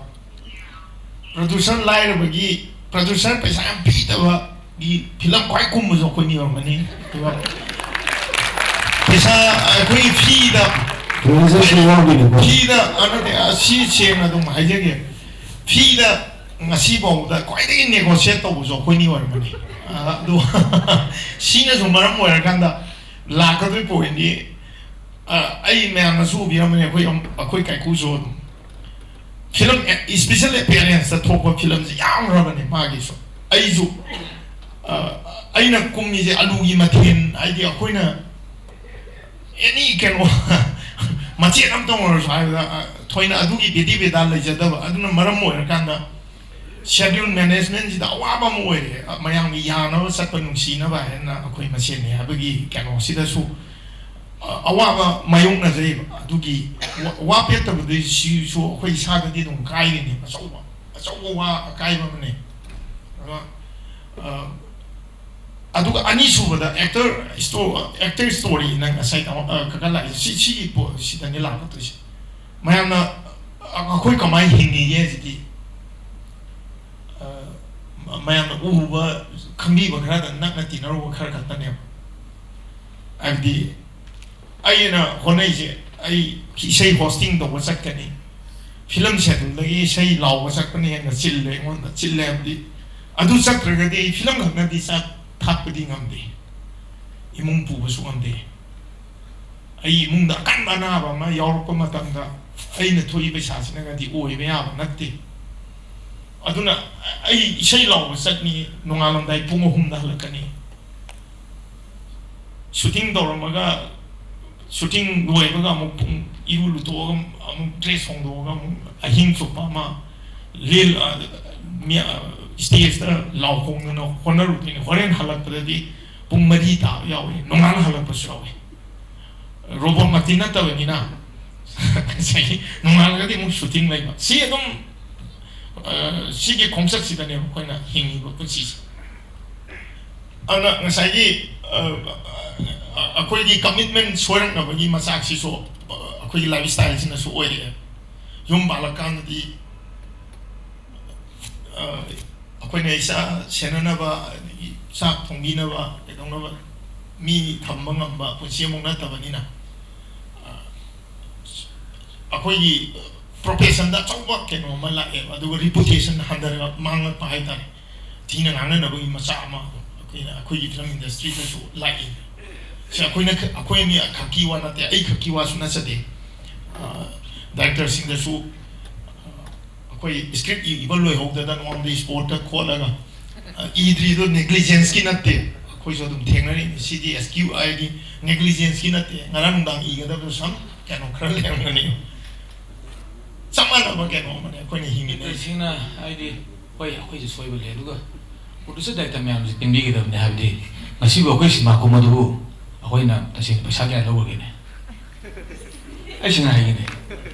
ꯉꯁꯤꯅ ꯀꯩꯀꯨꯅ cinema ꯑꯁꯨꯛ ꯁꯥꯡ ꯀꯨꯝꯃꯤ ꯆꯍꯤ 10ꯃꯨꯛ ꯍꯦꯟꯅ ꯀꯨꯝꯃꯤꯁꯦ ꯑꯩꯒꯤ ꯄ꯭ꯔꯥꯏꯁ ꯀꯌꯥꯅꯣ ꯑꯝꯇ ꯍꯥꯏꯔꯛꯎꯅꯦ ꯀꯅꯥꯅ ꯍꯥꯏ ꯉꯝꯗꯣꯏꯅꯣ ꯑꯩ ꯃꯟꯇꯤꯛꯅꯈ꯭ꯔꯕ ꯑꯩ ꯄꯩꯁꯥ ꯁꯤ ꯄꯤꯌꯨ ꯍꯥꯏꯕ ꯂꯩꯈ꯭ꯔꯕ ꯂꯩꯔꯝꯃꯣꯏ ꯑꯄꯤ ꯄꯤꯔꯝꯒꯅꯤ 3,000 ꯄꯤꯁꯨ ꯀꯨꯝꯒꯅꯤꯗꯤ ꯑꯗꯨꯒꯨꯝꯕꯗꯗꯤ ꯃꯣꯏꯅ ꯁꯤ ꯋꯥꯐꯝꯁꯦ ꯑꯗꯨꯒꯨꯝꯕꯗꯤ ꯃꯣꯏ ꯄꯟꯕꯤꯗꯦꯕ ꯀꯥꯏꯀꯨꯗꯨꯗꯤ ꯌꯥꯝ ꯐꯕꯅꯤꯅꯦ ꯄꯩꯁꯥ ꯂꯧꯗꯕꯅꯤ ꯃꯥꯗꯤ ꯄꯩꯁꯥ ꯍꯥꯏꯗꯕꯅꯤꯅꯦ ꯑꯗꯨꯗꯤ ꯁꯣꯏ ꯍꯥꯏꯕꯤꯔꯣꯏꯕ ꯁꯤ ꯃꯤꯑꯣꯏꯕꯒꯤ ꯂꯤꯆꯠꯅꯦ ꯃꯤꯑꯣꯏꯕꯒꯤ ꯂꯤꯆꯠꯅꯦ ꯃꯤꯒꯤ ꯀꯣꯊꯣꯛꯄꯁꯦ ꯐꯠꯇꯕꯅ ꯍꯥꯟꯅ ꯀꯣꯊꯣꯛꯀꯜꯂꯦ ꯑꯩꯅ ꯊꯣꯏꯅ ꯀꯣꯊꯣꯛꯑꯝꯕꯅꯤ ꯑꯩꯈꯣꯏ ꯀꯀꯥ ꯃꯣꯗꯔꯦꯇꯔ ꯇꯨꯃꯤꯟ ꯂꯩꯈ꯭ꯔꯦ ꯌꯥꯝ ꯅꯨꯡꯉꯥꯏꯕ ꯑꯩꯈꯣꯏꯒꯤ ꯃꯥꯎ ꯆꯥꯎꯅ ꯍꯪꯕꯤꯔꯝꯕ ꯀꯣꯏꯁꯟꯗꯒꯤ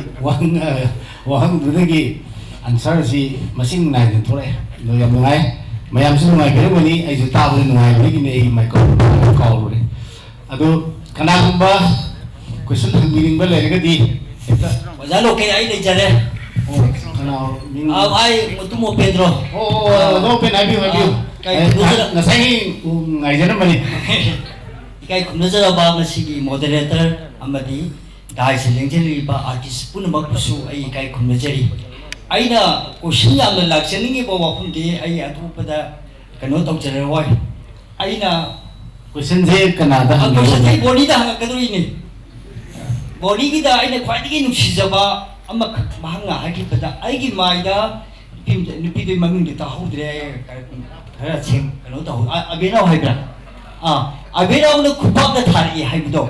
ꯑꯗꯣ ꯑꯩ ꯏꯅꯥꯎ ꯕꯣꯅꯤꯗꯒꯤ ꯃꯗꯨꯗꯒꯤ ꯅꯨꯡꯗ ꯅꯪꯒꯤ ꯔꯤꯑꯦꯛꯁꯟ ꯃꯌꯥꯝ ꯑꯃ ꯂꯥꯛꯈꯤꯕ ꯃꯌꯥꯝꯗꯣ ꯑꯗꯨꯒꯤ ꯐꯤꯂꯣꯁꯣꯐꯤꯗꯣ ꯑꯩ ꯈꯤꯇꯪ ꯇꯥꯅꯤꯡꯕ ꯁꯤ ꯈꯛꯇꯅꯤ ꯊꯦꯡꯛ ꯌꯨ ꯑꯗꯣ ꯊꯦꯡꯛ ꯌꯨ ꯀꯩꯅꯣꯅꯤ ꯍꯧꯖꯤꯛꯀꯤ ꯁꯤꯟ ꯑꯃꯈꯛꯀꯤ ꯑꯩ ꯑꯍꯥꯟꯕ ꯐꯤꯂꯝꯒꯤ ꯁꯤꯟ ꯑꯃꯈꯛꯇ ꯑꯕꯦꯅꯥꯎ ꯍꯦꯔꯣꯏꯟ ꯑꯣꯏꯕ ꯑꯕꯦꯅꯥꯎꯗ ꯑꯩꯅ ꯌꯥꯝ ꯀꯥꯔꯟ ꯇꯨꯔꯟ ꯇꯧꯕ ꯃꯥꯕꯨ ꯅꯝꯗꯅ ꯐꯥꯔꯒ ꯂꯧꯅꯤꯡꯕꯒꯤ ꯇꯧꯕ ꯅꯨꯄꯤ ꯑꯣꯏꯕꯤꯒꯤ ꯈꯥꯡꯕ ꯉꯝꯃꯛꯇꯕ ꯀꯔꯦꯝ ꯀꯊꯥꯏꯅꯕ ꯍꯦꯟꯃꯟꯕꯗꯒꯤ ꯊꯥꯔꯛꯄ ꯈꯨꯄꯥꯛꯅꯦ ꯑꯗꯣ ꯂꯥꯏꯕꯛ ꯊꯤꯕ ꯍꯥꯏꯇꯥꯔꯦ ꯈꯨꯄꯥꯛꯁꯦ ꯑꯍꯥꯟꯕ ꯊꯥꯕꯗ ꯇꯦꯛꯁꯦ ꯇꯥꯍꯧꯗꯕ ꯑꯩꯒꯤ ꯃꯥꯏꯗꯗꯤ ꯑꯗꯨꯝ ꯄꯥꯟꯕ ꯑꯅꯤꯁꯨꯕ ꯊꯥꯕꯗꯁꯨ ꯑꯗꯨꯝ ꯗꯥꯏꯔꯦꯛꯇꯤ ꯊꯥꯕ ꯑꯗꯨꯒ ꯗꯥꯏꯔꯦꯛꯇꯔꯒꯤ ꯁꯦꯇꯤꯁꯐꯦꯛꯁꯟꯁꯤ ꯐꯪꯗꯕ ꯑꯍꯨꯝꯂꯛ ꯁꯨꯔꯛꯄꯗꯗꯤ ꯈꯨꯋꯥꯡ ꯃꯃꯤꯗꯣ ꯐꯖꯅ ꯅꯨꯡꯗꯥꯡ ꯅꯣꯡꯃ ꯑꯃ ꯌꯥꯜꯂꯦ ꯑꯗꯨꯅ ꯅꯨꯡꯉꯥꯏꯇꯕ ꯂꯩꯇꯦ ꯑꯗꯨꯅ ꯑꯩꯉꯣꯟꯗ ꯑꯗꯨꯝꯏꯅꯔꯖꯤ ꯑꯗꯨꯝ ꯄꯤ ꯍꯥꯏꯖꯕꯅꯦ ꯇꯥꯃꯣ ꯍꯥꯏꯗꯤ ꯑꯕꯦꯅꯥꯎꯗ ꯏꯆꯟ ꯑꯕꯦꯅꯥꯎꯅ ꯑꯗꯨꯃꯥꯏꯅ ꯀꯩꯅꯣ ꯇꯧꯈꯤꯕꯗꯨꯅ ꯑꯩ ꯅꯨꯡꯉꯥꯏꯇꯦ ꯍꯥꯏꯕ ꯅꯠꯇꯦ ꯃꯥꯅ ꯊꯥꯕꯤꯔꯛꯑꯝꯗ꯭ꯔꯒꯗꯤ ꯇꯥꯃꯣ ꯑꯩꯉꯣꯟꯗ ꯏꯊꯤꯜ ꯐꯪꯉꯝꯃꯣꯏꯕ ꯑꯩꯉꯣꯟꯗ ꯑꯗꯨꯗꯩꯗꯤ ꯐꯨꯅꯤꯡꯕ ꯑꯃ ꯐꯥꯎꯒꯠꯂꯛꯑꯦ ꯃꯥꯁꯦ ꯑꯩꯉꯣꯟꯗ ꯌꯥꯝꯅ ꯑꯦꯒ꯭ꯔꯦꯁꯤꯞ ꯑꯣꯏꯕ ꯀꯦꯔꯦꯛꯇꯔꯗꯨꯒ ꯌꯥꯝ ꯆꯥꯟꯅꯕ ꯍꯥꯏꯇꯥꯔꯦ ꯑꯗꯨꯒꯤꯅꯤ ꯑꯩ ꯊꯦꯡꯛꯁ ꯇꯧꯖꯕꯅꯦ ꯑꯕꯦꯅꯥꯎꯗ ꯊꯥꯒꯠꯆꯔꯤ ꯇꯥꯃꯣ ꯋꯥꯍꯪꯁꯤ ꯑꯩꯒꯤ ꯃꯤꯡ ꯑꯃꯔ ꯃꯥꯏꯕꯝ ꯑꯩ ꯗꯣꯀꯨꯃꯦꯟꯇꯔꯤ ꯐꯤꯂꯝ ꯈꯔ ꯇꯧꯕ ꯍꯧꯖꯔꯤ ꯑꯗꯨꯒ ꯁꯤꯒꯤ ꯑꯩꯈꯣꯏꯒꯤ 50 years ꯒꯣꯜꯗꯟ ꯖꯨꯕ꯭ꯂꯤ ꯑꯁꯤꯒꯤ ꯁꯦꯂꯦꯕ꯭ꯔꯦꯁꯟ ꯁꯤꯒꯤ ꯑꯩꯈꯣꯏ ꯀꯣꯑꯣꯔꯗꯤꯅꯦꯇꯔꯒꯤ ꯀꯩꯅꯣꯁꯨ ꯊꯕꯛꯁꯨ ꯄꯨꯖꯔꯤ ꯍꯧꯖꯤꯛ ꯑꯗꯨꯒ ꯃꯦꯗꯝꯗ ꯑꯩꯅ ꯍꯪꯖꯅꯤꯡꯕꯁꯤ ꯃꯦꯗꯝꯁꯤ ꯀꯅꯥ ꯃꯦꯗꯝ ꯃꯟꯗꯗ ꯃꯦꯗꯝ ꯃꯟꯗ ꯂꯩꯃꯗ ꯑꯩꯅ ꯍꯪꯖꯅꯤꯡꯉꯤꯁꯤ ꯍꯥꯏꯗꯤ ꯍꯧꯖꯤꯛ ꯌꯨꯝ ꯄꯥꯟꯕꯒꯤ ꯂꯝꯕꯤꯗ ꯆꯪꯁꯤꯜꯂꯦ ꯀꯨꯏꯔꯦ ꯑꯗꯣ ꯍꯧꯖꯤꯛ ꯐꯤꯂꯝꯁꯤꯒ ꯑꯗꯨꯒ ꯌꯨꯝ ꯄꯥꯟꯕꯒꯤ ꯂꯝꯕꯤꯗ ꯆꯪꯁꯤꯟꯕꯁꯤꯗ ꯍꯥꯏꯗꯤ ꯆꯦꯂꯦꯟꯖꯦꯁ ꯃꯌꯥꯝ ꯀꯔꯤ ꯂꯩꯕꯤꯒꯦ ꯑꯗꯨꯒ ꯀꯔꯤ ꯇꯧꯒꯦꯅ ꯈꯟꯕꯤꯔꯤ ꯇꯧꯕ ꯉꯝꯗꯕꯒꯗꯤ ꯂꯩꯕ꯭ꯔꯥ ꯌꯨꯝ ꯄꯥꯟꯕꯅ ꯃꯔꯝ ꯑꯣꯏꯔꯒ ꯑꯗꯨꯝ ꯈꯤꯇꯪ ꯑꯦꯛꯁꯄ꯭ꯂꯦꯟ ꯇꯧꯕꯤꯌꯨ ꯌꯨꯝ ꯄꯥꯜꯂꯕ ꯃꯇꯨꯡꯒ ꯄꯥꯟꯗ꯭ꯔꯤꯉꯩꯒꯁꯤ ꯌꯥꯝꯅ ꯈꯦꯠꯅꯩ ꯑꯗꯨꯒ ꯌꯨꯝ ꯄꯥꯟꯗ꯭ꯔꯤꯉꯩꯗꯒꯤ ꯑꯩꯅ ꯆꯦꯛꯁꯤꯜꯍꯧꯕ ꯑꯃꯈꯛ ꯃꯌꯥꯝꯗ ꯁꯦꯌꯔ ꯇꯧꯖꯒꯦ ꯑꯩꯒꯤ ꯖꯨꯅꯤꯌꯔ ꯑꯥꯔꯇꯤꯁꯁꯤꯡꯗꯁꯨ ꯃꯔꯨꯑꯣꯏꯅ ꯅꯨꯄꯤ ꯑꯥꯔꯇꯤꯁꯁꯤꯡꯗ ꯌꯥꯝꯅ ꯈꯪꯍꯟꯅꯤꯡꯉꯦ ꯑꯩꯈꯣꯏꯒꯤ ꯑꯥꯔꯇꯤꯁꯁꯤꯡꯁꯦ ꯊꯥꯏꯅꯉꯩꯗꯒꯤ ꯍꯟꯊꯅ ꯌꯦꯡꯕꯤꯕꯒꯤ ꯃꯃꯤ ꯑꯃ ꯇꯥꯏꯌꯦ ꯑꯗꯣ ꯌꯨꯝ ꯄꯥꯜꯂꯕ ꯃꯇꯨꯡꯗꯁꯨ ꯃꯁꯤꯒꯤ ꯆꯥꯡꯁꯤ ꯃꯤꯅꯗꯤ ꯈꯪꯕ ꯅꯠꯇꯕ ꯏꯃꯨꯡ ꯃꯅꯨꯡꯒꯤ ꯑꯣꯏꯕ ꯌꯥꯝꯅ ꯁꯤꯒꯨꯝꯕ ꯀꯟꯐ꯭ꯂꯤꯛꯁ ꯈꯔꯗꯤ ꯑꯗꯨꯝ ꯂꯩꯕ ꯑꯗꯨꯗ ꯁꯤ ꯌꯨꯝ ꯄꯥꯟꯗ꯭ꯔꯤꯉꯩꯒꯤ ꯃꯃꯥꯡꯁꯤꯗ ꯑꯩꯈꯣꯏ ꯌꯨꯝ ꯄꯥꯟꯃꯤꯟꯅꯗꯣꯔꯤꯁꯤ ꯀꯔꯝꯕ ꯃꯤꯑꯣꯏꯅꯣ ꯍꯥꯏꯕꯁꯤ ꯍꯥꯟꯅ ꯈꯪꯍꯟꯅꯤꯡꯉꯤ ꯑꯩꯅ ꯌꯥꯝꯅ ꯃꯔꯨꯑꯣꯏꯅ ꯀꯅꯥꯒꯨꯝꯕꯅ ꯑꯩꯈꯣꯏꯗ ꯄ꯭ꯔꯄꯣꯖꯦꯜ ꯂꯥꯛꯄ ꯃꯇꯝꯗ ꯍꯦꯔꯣꯏꯟꯅꯤ ꯃꯁꯛ ꯐꯖꯩ ꯃꯥꯗꯤ ꯍꯧꯖꯤꯛ ꯐꯥꯎꯕ ꯂꯩꯕꯅꯤ ꯍꯥꯏꯔꯒ ꯄ꯭ꯔꯄꯣꯖꯦꯜꯗꯤ ꯃꯈꯜ ꯃꯈꯜꯒꯤ ꯂꯥꯛꯑꯦ ꯀꯅꯥꯒꯨꯝꯕꯅ ꯍꯥꯏꯌꯦ ꯑꯩꯅ ꯏꯕꯥꯅꯤ ꯌꯨꯝ ꯄꯥꯜꯂ ꯃꯇꯨꯡꯗꯗꯤ ꯅꯪ ꯐꯤꯂꯝ ꯀꯨꯝꯕ ꯌꯥꯔꯣꯏ ꯀꯥꯏꯅ ꯍꯥꯏꯕ ꯑꯗꯒꯤ ꯃꯁꯥꯅ ꯑꯩꯈꯣꯏꯒꯤ ꯁꯥꯔꯚꯤꯁꯀ ꯇꯧꯔꯒ ꯃꯁꯥꯒꯤꯗꯤ ꯃꯇꯤꯛ ꯆꯥꯖꯔꯕ ꯑꯗꯣ ꯑꯩꯈꯣꯏꯅ ꯀꯔꯤ ꯄꯥꯝꯒꯦꯗꯤ ꯈꯪꯗꯅ ꯑꯩꯅ ꯅꯪꯁꯦ ꯂꯧꯕꯤꯔꯕꯅꯤꯒ ꯍꯥꯏꯔꯒ ꯃꯣꯏꯁꯦ ꯃꯃꯜ ꯋꯥꯡꯅ ꯈꯜꯂꯒ ꯑꯩꯈꯣꯏꯁꯤꯅ ꯀꯩꯁꯨ ꯂꯩꯇꯅ ꯈꯜꯂꯒ ꯑꯩꯈꯣꯏꯁꯤ ꯃꯣꯏꯅ ꯂꯩꯕꯤꯕꯗꯧꯅ ꯑꯗꯨꯃꯥꯏꯅ ꯇꯧꯕꯒꯤ ꯄ꯭ꯔꯣꯄꯣꯖꯦꯜ ꯑꯗꯨꯒꯨꯝꯕꯁꯨ ꯂꯥꯛꯑꯦ ꯑꯗꯨꯒꯨꯝꯕ ꯃꯌꯥꯝꯁꯦ ꯑꯩꯉꯣꯟꯗꯒꯤ ꯍꯦꯜꯂꯦ ꯃꯥ ꯃꯇꯤꯛ ꯆꯥꯔꯦ ꯈꯪꯒꯁꯨ ꯑꯩꯗꯤ ꯊꯑꯣꯏꯔꯨꯗꯦ ꯍꯥꯏꯕꯗꯤ ꯑꯩꯅ ꯄꯥꯝꯖꯔꯤꯕ ꯂꯝꯕꯤꯁꯤ ꯑꯩ ꯏꯅꯥꯛ ꯈꯨꯟꯕ ꯂꯥꯏꯔꯕ ꯑꯩꯉꯣꯟꯗ ꯊꯣꯏꯗꯣꯛꯇꯦ ꯑꯩꯅ ꯄꯥꯝꯖꯔꯤꯕ ꯂꯝꯕꯤꯁꯤ ꯑꯩ ꯄꯨꯟꯁꯤ ꯆꯨꯞꯄ ꯂꯝꯕꯤꯁꯤꯗ ꯆꯠꯄ ꯐꯪꯍꯟꯕꯤꯕꯗꯣ ꯑꯗꯨ ꯄꯥꯝꯃꯦꯅ ꯑꯩꯅ ꯈꯜꯂꯦ अदुमाइना तौरकांदा आइगी पुंसिगी खुंगलोय ओइगदबसे आइना मतिक चायना अदुमाइना खंजेगी हाइतारे अदुमगनबो आइ हुजिक युम पालो मतुंगतसु आइगोंदा अथिंगबा थोइदोंना पिबिदे अदो माने हेना सपोर्ट तौई दे इमु मनुंगी साई सिंग थोंबगी ओइरो अदुम नंगी हेल्पर दरकार लेरसु थमसे हाय अदुदा आइना मतिक खरती मतिंग लौरगसु अयाम्बा सरुक्ति आइना इसाना इमुंगी थबक तौजबसे याम पामजै थोंगो थाकपा याम पामी इंजांग मथेल मयाम थोंगगा मिंगोंदा पिजबा अदुमगी पामजबा लै अदुना इसाई सुदगा आइना थोंगगा पिजबगी नुंगाइजबा अदुना आइना अदुम इमुंगी थबक अयाम्बदी तौजै अदु ओइरगसु film दसिना यामना अकाइबा पिरब्रा हाबदी थोइदोंना काइहंदे I इसादी Y वारगसु I अदुम maintain तौवे ngamnaba imungi thapaksu adegi isai shugi mamaga legadab relation husband wife ki relation adu loina makpi aduga maroi naini yum bala matungda film kumdaba sidi aigi pamjaba aina sigi kehani script oiro production team oiro aina pamjaba se iting thengna daba hai tare madugi oina aina sum film se kya pai da bane aduga yum ki condition sidi aigi husband su support to banina ima thabak ingang gi oiro helper dum thamba yai adagi atop atum mating pangna ba yai aduga अखोगी कहीं हाइनी हुजी हुजिक लाइरिबा train सिदा मतंग सिदा question सिका कितंग related ओइद्रे दुरको सोई share तौज होगे अखोगी नुपी artist सिंग से मरु आइना यामना खरा अखोगी reserve ओइना हुनबगी खुदोंजा भाई तारे इसादा जोसि मुसि थेंगनरि भाई तारे अखोगी फिल्म फोन ग तौरा कांदा नंग अदुदा लाओ गाइना पफंग ग पीरगा अदुदा लाकदमनी अदुनी ग हारगा फोन द अपॉइंटमेंट पिना थोपसे या अखोगी याना थोप हाई तारे प्रोजेक्ट अमा मसिसिमा तहनजनिंग दे आइना मसिदसु हेयंग कानरगदोइनि को युम पालाबा मतुंग युम पांजेगी की ममांग सिगी अखोगी लाइफ की कनो सिदा सर्कल सिदा तुम मागी फजबसे लंबी से फजना तुम चलनबगी लंबी दुदी ओरगदोइनि अदा अखोगी नुपी की प्रोजेक्ट अमगी अपॉइंटमेंट लौनबा हाबसिदी करंबा मतमदा संगदगे पुंग कयादा लाकजौगे सिगी अपॉइंटमेंट दी फोन द लौनबा यायबा प्रोजेक्ट अमा आइना फोन दे यस हाबदुदी आइदी तहनजनिंगदे इमुंग मनुंग अखोगी इमा इपा लेरी बुंग इपा लेरी मयामसकी ममांगदा आइगी प्रोजेक्ट से साइन तहननिंगेबा अदगी अतोप अमना अखोगी होजिती एंटरप्रेन्योर मयाम मथोले मणिपुरदा मैते मचासिंग नसु पुथोई अदगी अतोप अखोगी जाति मयाम अमनसु पुथोई सिगी पुथोइबा सिंगसिदा कमाइन तौगे हाबा मतमदा एम्बेसडर ओइबसे अखोई द फोटो अमा त पिबियु फोटो फजबा मा अयाबा अमा पिबियु अदुगा फोटो जि हापसलगा एक एम्बेसडर ओइन उहलगा अखोगी सिजिनरकांदा अखोगी सक अखोगी फोटो जि सिजिनरकांदा प्रोडक्शन जि सेल तौबा मसिगी पोसि मा अखोई आर्टिस्ट ना यामना मुन्ना खंगबा मा मथौ ताई कईगिनो हाबदा एम्बेसडर अमगी रोल सि करिनो हाबसे अखोइना खंगदबनी अदुगी मतुंगिना अखोगी प्रोडक्शन पुथोइबा सिंगसे सिनासु खंगबिरगा आर्टिस्ट अमसी मोइना आर्टिस्ट की फोटो जी करी मनंगी सीजन ननिंगिनो फोटो जी मयामना पामनबगी दमकता आर्टिस्ट ना चही कया मा फील्ड द तारी कमाइना तौरगा फोटो से मयामना पामना हलिनो हाइबतो मतम दो याम सांगना चंगेबा फोटो दु खक पीबदी लाइबा आर्टिस्ट की मगुन दुदी याहंदबा फोटो दु खक सीजन लोइबगुंबा अदगी नोमगी चार्ज कयानो हारगा नोमगी चार्ज का पीरगा तो 10000 20000 मे बी दुम माइ माइ के दुम लेरंबा याय अदुमाइना पिथोगा नोमदुदा लोइना यानबसे सिगी पोस्ट मैना तहनजनिंग आर्टिस्ट खुदिमक्ता अदुगा मरोइना अखोगी प्रोडक्ट से करिनो हाइबा माखोइना मथौ तायबा कइनो आइसी आइना एम्बेसडर ओइ तारगदी प्रोडक्ट तुगी लेट आइना तौदोरी आई नुसिबगी आइगी फैन मयाम अमसु जागदोरी अदु तारगदी प्रोडक्ट से गवर्नमेंट रिकॉग्नाइज तौरब्रा मा सर्टिफिकेट पाइरब्रा अदगी अखोगी FSSI सर्टिफिकेट फंगब्रा प्रोडक्ट से मयामना साबदा कराय फबो तुंगजबा कराय फबो मंगजबा सुम प्रोडक्ट सिसु यंगहनिंगे अदुगी मतुंगिना आइना फोटो पीबे याय यानबगी मतुंगिना अखोगी चार्ज दुथि दुम लेमनबे याय अदुगा प्रोडक्ट मरोइना खंगबिबा अदुगा एम्बेसडर अमबु नोमगी चार्ज का मटिकना हनबसे मसिमाइगी जूनियर आर्टिस्ट सिंग दुसु हाइजनिंगे दुगा आई सामक यामना तोइना थेंगनारबा होजि होजि मक्सु आइगोन प्रपोजल सिगी सि मयाम लाएबा फोटो म पिबियु नोमगी चार्ज के यानो नोमजी लाओ अदुगा सिगी आइगी प्रोडक्ट सिदा फोटो का ओइना हापसगे गा हारगा आइगी फोटो दा हापिरने याम हराउरदबनी हाइबी मोंगदा सिगुंबा प्रपोजल मयाम अमा लाएबा मसिगी सि खितंग सेक्शन हनिंगे सिमा थमजगे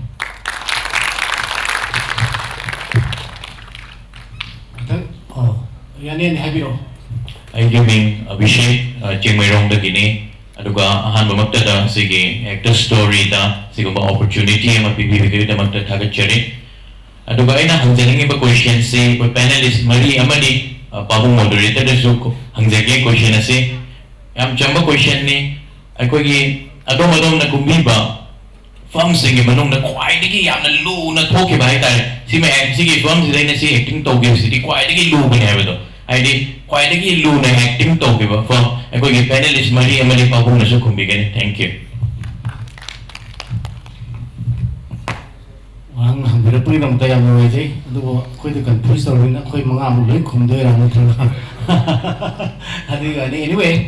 ꯍꯧꯖꯤꯛꯀꯤ ꯀꯣꯏꯁꯟꯁꯤ hanggira matungda ri kaiku angtai habitan salon nabigera mau kata dum tenda sima budi kong kimi amda yang wa ki sima mi am yaukre adi amani hin balik tadi khasagi script tu makha pole tare adu tungi de sima yam yamre loin wa ki adi mining hei motati sima da sima hoi sima rai sima de yam yauki adu wa ba sima ju yam yauki adu sima na kwai wa adu di leite adu bu hoi Memang muk hari cendera zuaki adu aina imala mensingam je na aina guli jauh sakit usim ada adu yang waki adu yang waki nah ini thank you. Betul tu, okay. Kita dah. Cinema se kung kiba muzik foto kung kiba zai giwe nadi kita nsu hek agi career gi hek horak pataki yang kita jaba cinema gi medium se art gi medium se tu na hek lak pasi panglo ke lotion daba kita ni tongale dawo ni wena degi yang mungkai ko ni share topi gi beduka ai se yang kai hani chuji yang oi ba hai ga dare yang na hek lak pasi isa da satisfied oi dadi hek kungan daba gumba yang togale si ai na hek ta wakhan dang ne thamoi sagi yarak daba aduna anamba ai se logan de yang su kung gi de film se hoji phota mayam na film chamli sure chahum sure na ai hoji 2017-16 je to khra 17 lagi ai film gi changsalak pasida chahi phanyam yam se le chi dai ai na sum khancha the film se kunthra manga taru adwai kuma madra short film kai kai loi punchalaga ni fu surong gi roi haina aina khalle aina exact haida bagi maram su lai ai se beginner in asum khaning bas na aina kong ge film ma de award ka sai de display tarok am da thamjale manung ga lapsol lo in thame ai se award phangi tri bane ai se anogo ung hogdori bane aina khanna ba aina ithanda dum self motivate tawna ba khotna jaba hai tare ai se beginner na aduna dum ai ga tawje ai gi lifestyle khitan kaino ne di award ka phangi da pare eng ga display ga tawra tham ba ai am da tham de yum da dum ai taw aduna aina kong gi hek aina kumja ge film sing se anam bana loina wai adum nuksibi kabo valley khangde aina burmese nupi sabadagi aina cookie nupi shagiba adum thoicha sumangai physics mani national award phangba leibak lai pabung sham sharma gi film mayam sing je sum khara panjar bane loina bagwa gi hai tar film sing je adum kai haini wakhan pungning loin thadaraga seida hotna givne loi wa ge do sigi mayam maraktagi aina hozik pawda mangoi hawoi tawraga laiba film ama khak laiye akoi karino adum hozik pawda aina amukumba ngam gidra kaina tawbada haidi lotion ge kaina khalasu hek ngam moidaba hek man film adugi film duna Assamese film am khakne issue aina national awards of hangi film do utpal port pujari na director ama khakine children film society of india na to film ne adugi film da I say female lead role di loba men protagonist di angang do or the children film dina ado sigi films in number da ngasai language se kano tawi sing sound law ne Assamese tangangak pa adagi mogi intonation adagi the accent mayam se I want madu chusan na bana bada I want the workshop da hardly kya pange 7 days ki workshop ang khaktaw madu ki workshop anong je script loin chi pha pu badaba magi accent su pha ga da ba ton kari kara loin bak se I want loin phau ga da boy adagi muk sing sound lar ka doini na mafam du da ngasai work to minare be actor sing to pa moi national award phang be actor ka su yawe duna ngasai manipur dai chatlaga ada ko mo bakanda as mo actor di lai ne haiti ne hai do hai haning da bagi kai hai ni manipur gi whole film fraternity lai di basing sigi mai puraga chat pa dona I want feel tau zabane na ayo kanda ai na ngasai moi na ga yam halli masi actor sidi kai moi mabuk ning daga son radi kai na khan bagi ngasai adugi struggle do I want ngasai ahing su tum tum gi hai tar no mo bung amagum ani gum atai matam si hayeng nam ga da ba sin se nga sinung dang se he smai uirong hithar re adum makeup se mata na ka thola ga script sip chin da muru me ta soler me ang sai dialogue sing se phara jala ne na kalai ko ma ko tuino kalai da nga sai golden word se kai da tham duino golden sentence ai kai da tham na bot na duino dialogue ki kai sum mas ne hek ai taw ba da nga sai aduna ꯍꯧꯖꯤꯛꯁꯨ ꯑꯗꯨꯒꯤ ꯐꯤꯂꯝꯗꯣ ꯁꯨꯝ ꯅꯤꯡꯁꯤꯡꯉꯛꯀꯥꯟꯗ ꯑꯩꯉꯣꯟꯗ ꯑꯩꯈꯣꯏꯒꯤ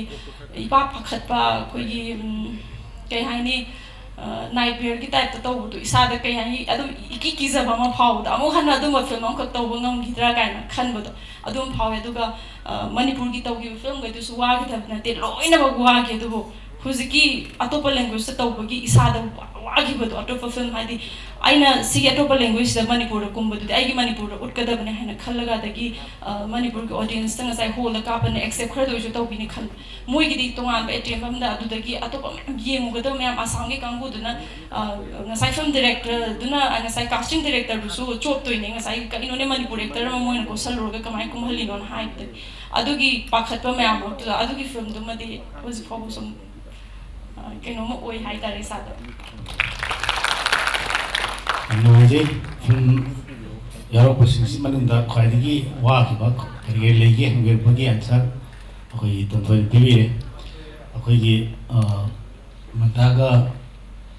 ꯕꯣꯅꯤꯒꯁꯨ ꯇꯦꯟꯇꯛꯅ ꯈꯔꯁꯤ ꯄꯤꯕꯤꯌꯨ ꯑꯗꯣ ꯑꯩꯒꯤ ꯑꯣꯏꯅꯁꯨ ꯍꯥꯏꯍꯧꯔꯒꯦ ꯑꯩꯒꯤꯗꯤ ꯇꯁꯦꯡꯅ ꯐꯤꯂꯝꯁꯤ ꯑꯩꯅ ꯈ꯭ꯋꯥꯏꯗꯒꯤ ꯋꯥꯈꯤꯕ ꯐꯤꯂꯝꯁꯤ ꯀꯔꯝꯕꯅꯣ ꯍꯥꯏꯔꯒꯗꯤ ꯑꯩꯅ ꯏꯍꯥꯟ ꯍꯥꯟꯅ ꯌꯥꯎꯕ ꯐꯤꯂꯝꯗꯣ ꯑꯗꯨꯗ ꯌꯥꯝ ꯋꯥꯈꯤꯕ ꯃꯗꯨ तसेंना सिगी डिजिटल फॉर्मेट हाइगदरे फिल्म हाई नती है कोई दी को ngau ri फाव स्टिल अखोई याव पेन क्रस मांग है सिसी सही खर मांग फोख अदो आई न फिल्म नतबरा नती है तो करी नो तो लीला मजा ला कान स्कल को से अनुए अदो अखोई की आई की हाना फिल्म सी तेलु गुंची से न अखोई की लेगी रबी चल सिमाई मा पास है 2002 दा मधु अंगक पफंग वाई मरम दी के नदा आम कैमरा वांग थोपनी आम लाइट वांग थोपनी आई या वागी अरे कोई ओके न मासन्ना डायरेक्शन भी फिल्म कंगला की लोहम लबी अदगी किशोर कुमार न भी फिल्म औ खरसे या वागी अदि मतिंग दी I really I walk about more than 200 films I walk तो है तो थोइना वागी बदि लेकी दे करिम तमदा निंगथम धा दिसंबर की 24 दिसंबर दा अखोई फुट अपाब लिटलग नोंग हैदरपग यावी डिसेंबर 24 अहिंग चुपाम होल नाइट से मधुगी खुवादना तोंगानबनी अदु तसेंगना फिल्म लमगी वाबसिदी हानबा होरबा फिल्म अनि हुम सुबदो दफां वागे अदु सिदी वादरे इनुवे अखोई बोनी दे केम खरा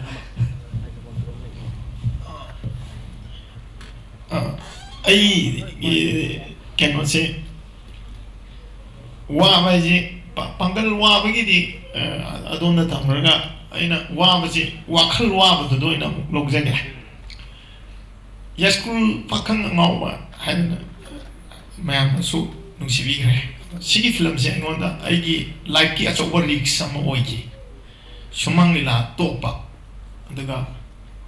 सुमंग लीला तोगा फिल्म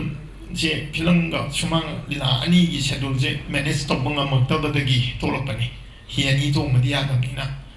अदा अमदी पोथा दब यादब फिबम अम लाप वाब हिमलतना अदा अइना अइगी हेल्थ की सु येंगा काना फिल्म सिना आई हक्सांग याम फवा हक्सांग नतबनिना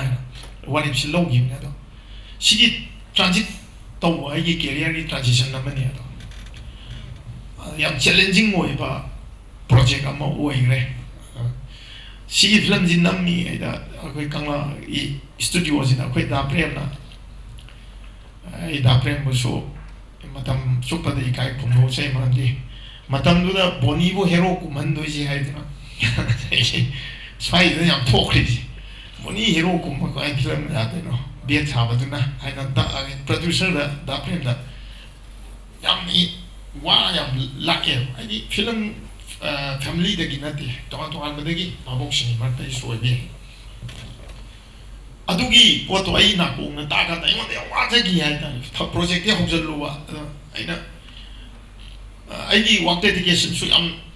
मतम दु फना पीबा नंगी आई युमना सुंगन हंदना दum अखोइ दा प्रेंग नि मनाक्ता दum फिल्म जी हौद्रे दि लेरपदुना लोइ बुक्से दum स्टूडियो एक्सा बनाई अदुमक नसु कोई दाउमेन दिवाइगा तुम तोनरगा इसिनो लेमिनागिबा तुमिनागिबा अदुना सिगी माही हाई जबता फिल्म जे करी मही खरा आइगी पुनसिदा मास्टरपीस ओइबा आइगी ओइना दे ओइबने अदोना सिगी प्रोजेक्ट सिगी मनुंग जिदा इन वागी बसे टॉप एंजाइटी अदुगा एंजाइटी से वांग लई गरे तुम यादवा सी कई मोर कतोइसे याम पाखचगी हाइता आइगी टर्निंग पॉइंट अमा ओइगी हाइता अदुदा फेलर मगदी अमोना होल पसु यारोइदवा मतम अमा ओइ अदुना यास्कुल पाखंग आउसे लाइफ द ख्वाइदगी वागी प्रोजेक्ट अमने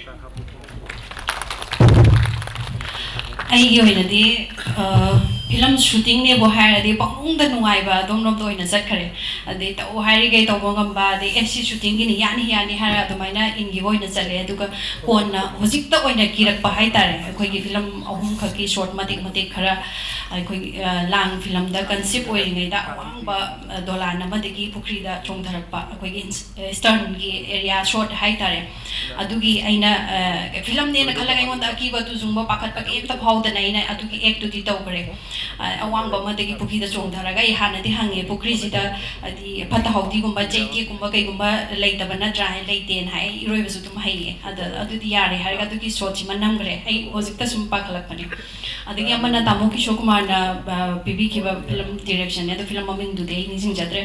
ꯑꯩꯈꯣꯏꯒꯤ ꯑꯦꯛꯁꯤꯗꯦꯟ ꯊꯣꯛꯄꯒꯤ ꯑꯃ ꯁꯥꯕꯅꯦ ꯑꯦꯛꯁꯤꯗꯦꯟ ꯊꯣꯛꯄꯒꯤ ꯁꯥꯕꯁꯤꯗ ꯖꯤꯞꯁꯤ ꯃꯈꯥꯗ ꯖꯤꯞꯁꯤꯁꯤꯅ ꯊꯧꯇꯠꯂꯒ ꯆꯠꯈꯤꯕꯒꯤ ꯃꯑꯣꯡꯗ ꯁꯥꯕꯅꯦ ꯑꯗꯣ ꯑꯩꯁꯦ ꯍꯤꯡꯅ ꯑꯗꯨꯝ ꯃꯤꯠꯇꯤ ꯎꯏꯁꯜꯂꯨꯀꯣ ꯍꯥꯏꯌꯦ ꯃꯤꯠꯁꯤ ꯎꯏꯁꯜꯂꯒ ꯑꯩꯅ ꯍꯤꯞꯄꯒ ꯂꯩꯔꯒ ꯖꯤꯞꯁꯤꯁꯦ ꯑꯗꯨꯝ ꯊꯧꯔꯒ ꯆꯠꯈꯤꯑꯕ ꯑꯗꯩꯗ ꯐꯤꯂꯝꯁꯤ ꯌꯦꯡꯉ ꯃꯇꯨꯡꯗ ꯑꯩꯗꯤ ꯃꯤꯠ ꯎꯏꯁꯟꯕꯅꯤꯅ ꯀꯔꯤ ꯇꯧꯔꯒꯦꯗꯣ ꯑꯩ ꯈꯪꯗ꯭ꯔꯕꯅꯦꯕ ꯁꯨꯝꯕ ꯑꯃ ꯇꯧꯗꯣꯔꯦꯗꯤ ꯈꯪꯕ ꯐꯤꯂꯝꯗꯨ ꯌꯦꯡꯉꯨꯔꯀꯥꯟꯗ ꯀꯣꯟꯅ ꯀꯤꯔꯛꯑꯦ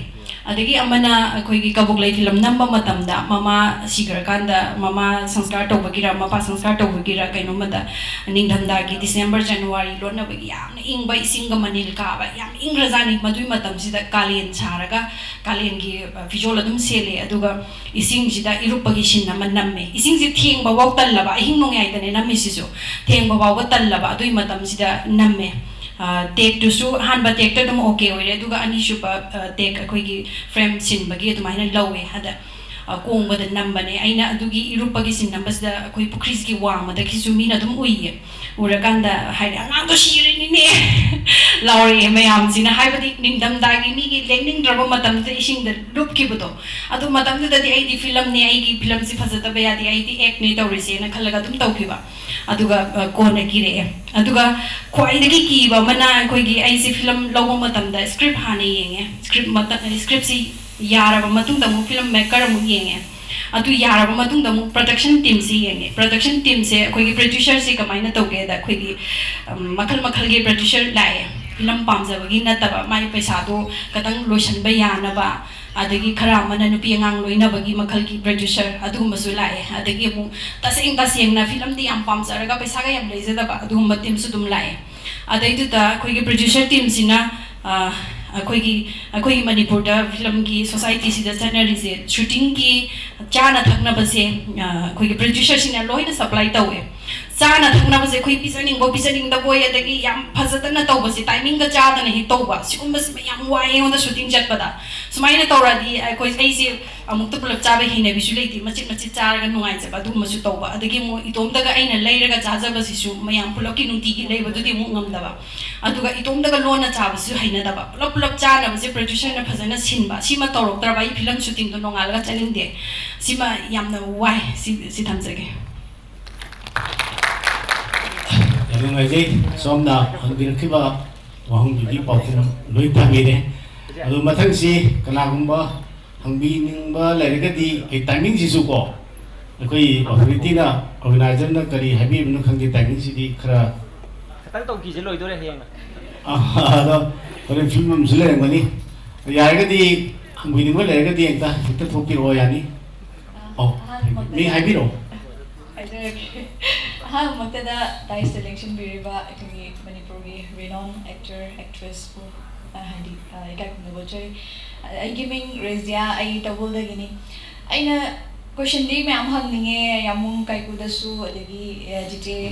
ꯃꯟꯗꯥ ꯑꯗꯨꯒ ꯑꯩꯒꯤ ꯇꯥꯃꯣ ꯀꯩꯅꯣꯗꯁꯨ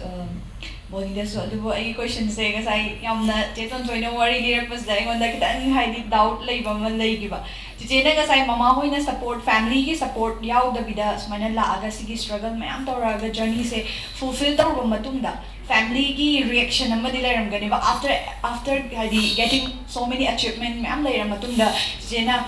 जेगी फैमिली की रिएक्शन से खंगनिंगे प्लस अदुगा जेगी अयांबा फिल्म खुदिंग मक्ता जेतुन थो याव तारगदि खितन अवाबा और लाइक अदुगुंबगी कांसेप्ट ममा अखोगी पब्लिक ते लई हाइदारेको अदुगी सिसे जेना इशाना खंजरीरा और नत्रगना अखोगी प्रोड्यूसर और डायरेक्टर ना जेतुन थोइदि सीना पकनी सीपीओना माइना अदुम लाकप्रा नत्र जेगी कैरेक्टर से अदुने हिना पाम्ब्रा दुसु हाइपे मैमदा थबियो thank you so much thank you reaction की बतांग हाना थमजगे ऐसे सुम अहान फिल्म खर तौरप मतमदा इमा होइना सपोर्ट से अखोय मागिदी सपोर्ट सुंगलै लेते लाइक तम गो लाइक तम मतुंगदा नंग डॉक्टर मक ओइद्रगसु डॉक्टर नंग तमनिंद्रे हायरबनिना नंग थबक अमदि तौ हाइबसने अखोय पेरेंट्स की अखोय इमा की सेमेन होइना अदगी अखोय की बाबादी हाइनिंगगसु साइना की अपाम लाइन दुदा चलो न दुम लैथोखरे अदुगा सुम तौरपसिना अवार्ड का स्टेट अवार्ड का फंगे का हाइबु दे अखोय माहोय अखोय मादा केमता चंगदे अदुम अखोय बागेसु बाबादी दुम खरदि हरावे अदुगा मतमदुदा आइगी फैमिली की चिने नाउ सिंसु मपांदा लोइना तम्मगा ले अदुना युमददी इनाउ नुपीने आइने अदुगा इमा बाबा इने मरुन थोक्तबा म लई बाय मचेमा माने अखोय कतंग युमदा सुम लैबनिना अतै फैमिली मेंबर्स सिंग दो केशु थोयोबा कनो सिगी स्टेट अवार्ड फंगे काना हारगा आइमोंददी याम हराउजबा अदो इमानदी केशु हराउदबा अदा आइगी एमदी आइना हेक फिल्म गुम हरपदा अखोय मास अमतंग हराउहनगी मा आइना तौरी सिनफमसे फै हाइना अमतंगदी उटके ममोन एक्सेप्ट तौहनगे हाइबसे आइगी पांदम अमा ओइग्रेबा आइगी सुम आइना ईश्वर दुम निजबा आइना दुम आई विश ता दुम हाइ तारा आई अखोय मास अमतंग एक्सेप्ट तौबिरादिना अदो फिल्म सुम कुमकपदा आइना पाउ खुमैन आइना कुकी नुबी साबा द्वाइददी इमाज खरग इनबी बहौरे मीगिदी ममा मपा इनरा चटले आइखोइदी ngasai inabi na bese laita bata ngahalar ini da mo haijaru ni ngata chatmina rosete akoi sida society da soma kana ma la aga de mina su ushit le kaina haibagi ken okhak lai bina ai ngonda su yamna shooting mapam da kana bu aigi kai haine kana bu laita bodo share taw na badal wer akanda mai magi imung manu gi mi du hek fammin na gi aigi na kana ta sum laita bai nu ngai ta do ini khara hairu ni na ma khara lai kai gi khara hairu ne mai sum chatmine अरे पाउखुम ग number हरपदि माना खरग सुम इनबी बदि हावे त अखोय मागी दि तो सिने like तम गो तो नन तो तम हाइबा अदुगा समजला आगांदा लास्ट आइदा नेशनल अवार्ड फंगबसे सिगे से लाउ फरप दि हरावे आइदि हरावे अखोय माले केम खंगदि सोमद लैपटॉप का पुथोक्तना अखोय दागो तम होय के होय तौतना येंगदना कोतना तवे दे सिनि काइन मयाम से लोय हरावना अदो नोंगाला कानसिदा नुंदामरदा लाउ फरपने नोंगालागा IC नुपा Sabina film अंखक number shooting चले अदा एनी टीवी की आइना खंबा दासन जुवरम तो माले इंटरव्यू लौनिंगेना स्पोर्ट लाए टीम अमक दासन जुना हाइरक ब्रक नुम तोरगा सब जाने निंसिंग दे अदो लाकादा इमा की सु यावरनेना सुम इंटरव्यू मते म लौगेना हाइबा इमा आइदि याम हरावे खोले अदु न वरी तबे अखोय मास आइना याम हरावना हाइरक द बोइनिंग भाई ता अखोय माना इमादि कई फाउबी चाना सुमाइना चौबा नेशनल अवार्ड अमा फंगे सुमायाम फंगदबा काइना सुम हाइरक अखोय खंगदेदा डॉक्टर खल्ले इंजीनियर खल्ले अदगी थबक अम फंगे ने हरावदो नेशनल अवार्ड फंगे आइदि खंगदे हरावम खंगदिन खुमे अस आइजे माइना ngsang ngange bako adu makeup tu da adudagi khara lekanda huziki national award phangakanda adum ahal lamanadi matamdugi sarkar na haidar लाउथोपीदना थबक अमा हापनी खोलनी हाइना तौदना दुम मांग लेंजिन बिरबा कोई कका मिंगोइना कका निमाय आरके निमाय कका होइना सु यामतना चिनबीदना तौरगा मतमदुदा अखोइसे थबक अमा हापकनेना लाउथोरपगी थबक फंगेना हाइबदो मदुदे अखोइ माना चेनबसे कोनन थबक तो जॉइन तौसलुरो अदु तौरो स्कूल दुदा चलुरो अस एकता माना को एकता बुंगांग नोम गई तौवेबा अदुगी रिएक्शन दु कानदि याम हरावे इमा होइना सवाइदि अखोइ तौबिस ममजेंग साइ चेमनदा होइना ममांग पनबि मीना पुगी यामना कैनो मोइना उबा हंदना खनबिबदो मतमदुदा थबक अमा फंगे काइना सिगी फील से ताबदगी अखोइसे थबक फंगे काइना हाइबदा सरकारना खंबिरगा फंगे काइना हाइबदि एम नुंगाइ फावे सिगिसदा मचाम खतंग आइना समदजबदा आइजे हुजिकसे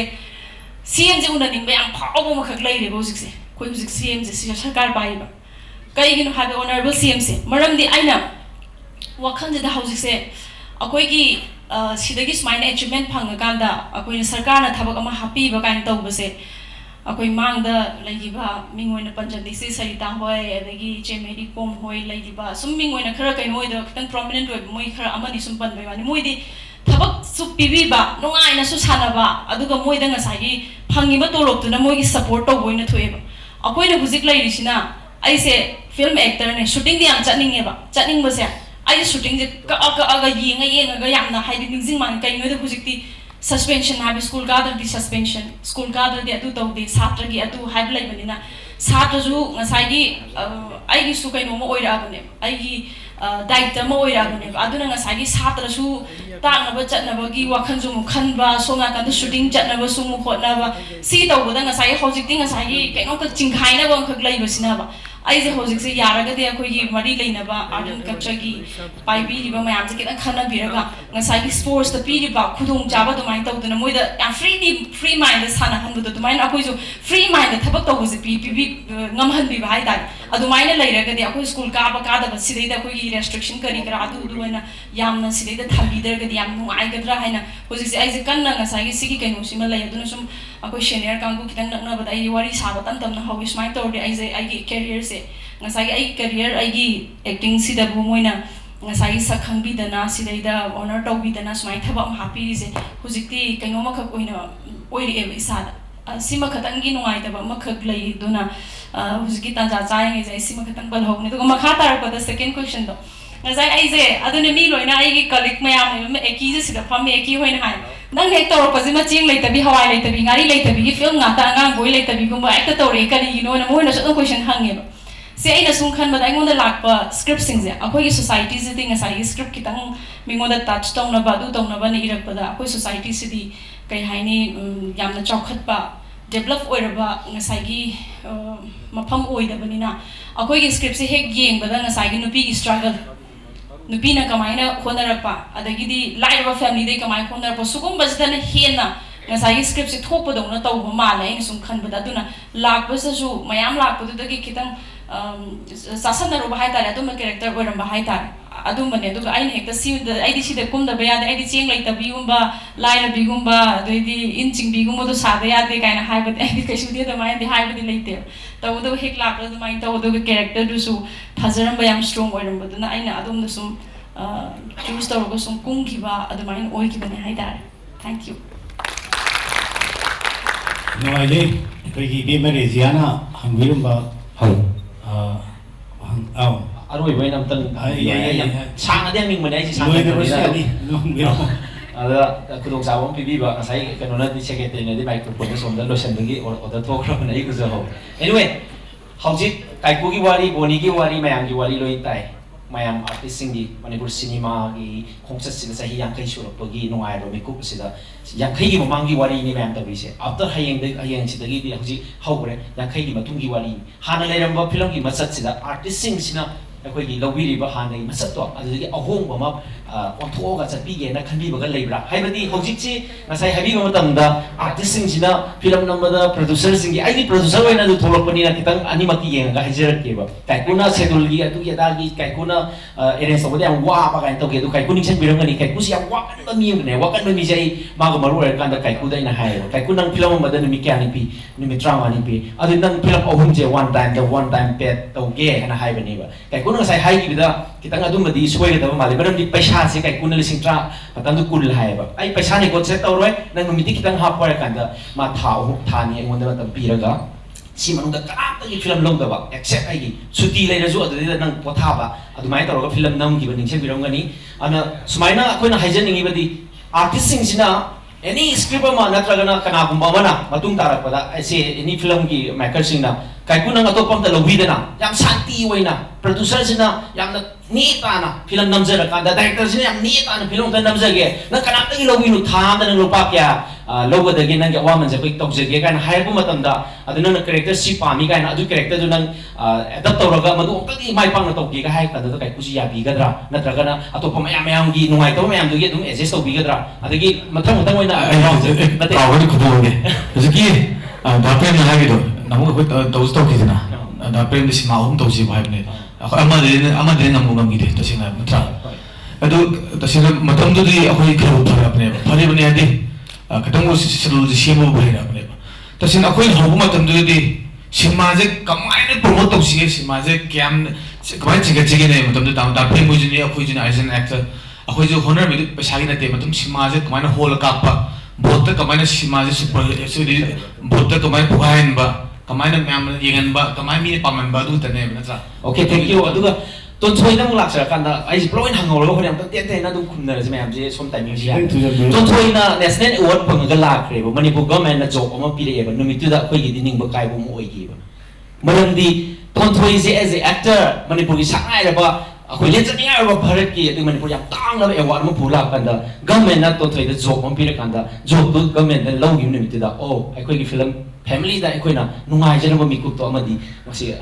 हांग तारे दा गोल खल्ले मरमदी मसी एजेस्ट जावे जॉब एमसी गवर्नमेंट की अमरोम द फजदब द मिनाई नि गाइन हाइना बदुने अखोई पांजेनी ना एनसीटी कुंबा तांबिरम कांदा जस्ट फिल्म इंस्टीट्यूट कुंबा लिंगिरम कांदा तो थोइना फाउरिबा म्याम नेशनल लेवल दा लाइबा सिंगदु अदमाना सेंगत पिरा कांदा तोंगा बके नोंद सलम मदरे खलब निंगबा मदि काइगी अदु तो थोइना करिगुंबा एवा फंगा अकांदा जॉब तो लोरम बदबु ओइबदि इमाई पाना पांखिबा डॉक्टर रिजिना द तंबिरम दबगी मनम करिगिनो अदुगा नंबर 2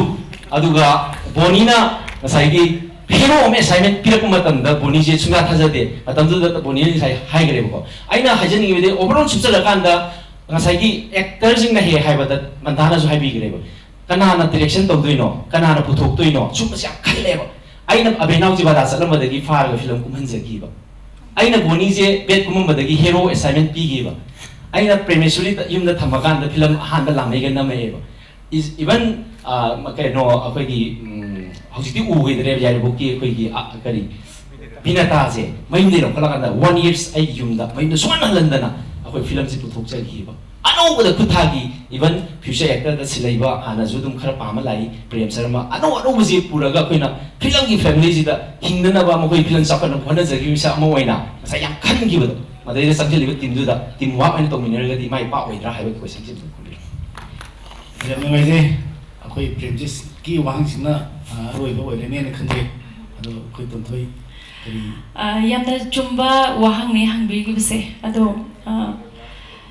आइगी लाइफ ता आइगी ngसाइ वरी हाउबदा शेयर तौजैदुने आइगी हेक पुनसिदा पामजाबसे एक्टिंग से तंग तौ फंगदिना आई पुनमक कथोक्तना लागा ngसाइगी डॉक्टर से तमदबिदा कमर्स लोमदा शैम्पू का काइथोक्तना वरी मैम लाइगरे शैम्पू को थुगार इमाइ पाना लाइक तममुरनु नंग तो ओनंग डॉक्टर दो सुमाइना मपान द फर्गसन कॉलेज द फंगम मतम नंग तमदरि से अदु तौद्रिसे न तौदना आई से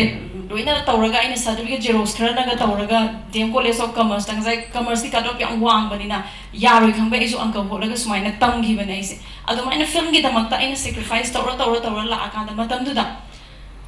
जॉब अमा फापीगने हाइदना हारको मतमसे आइगी कैनोदी अतै एंत उदे अखोइना ममांग उजरपा दिंगु खंगदे अमा खंगदे सानारोइदा थबक पीबसे उरपनेबा अदुना मोइना थबक फंगो मतंदे आइ हुजिक हाइजगिबदो मोइ याम फ्री ओइना सानाबदुदो ओइना फंगिबा तोरो खरदुना पैसादु थादरगा सानाबदुदा ngसाइ चौखतनाबो ओइना थोएबा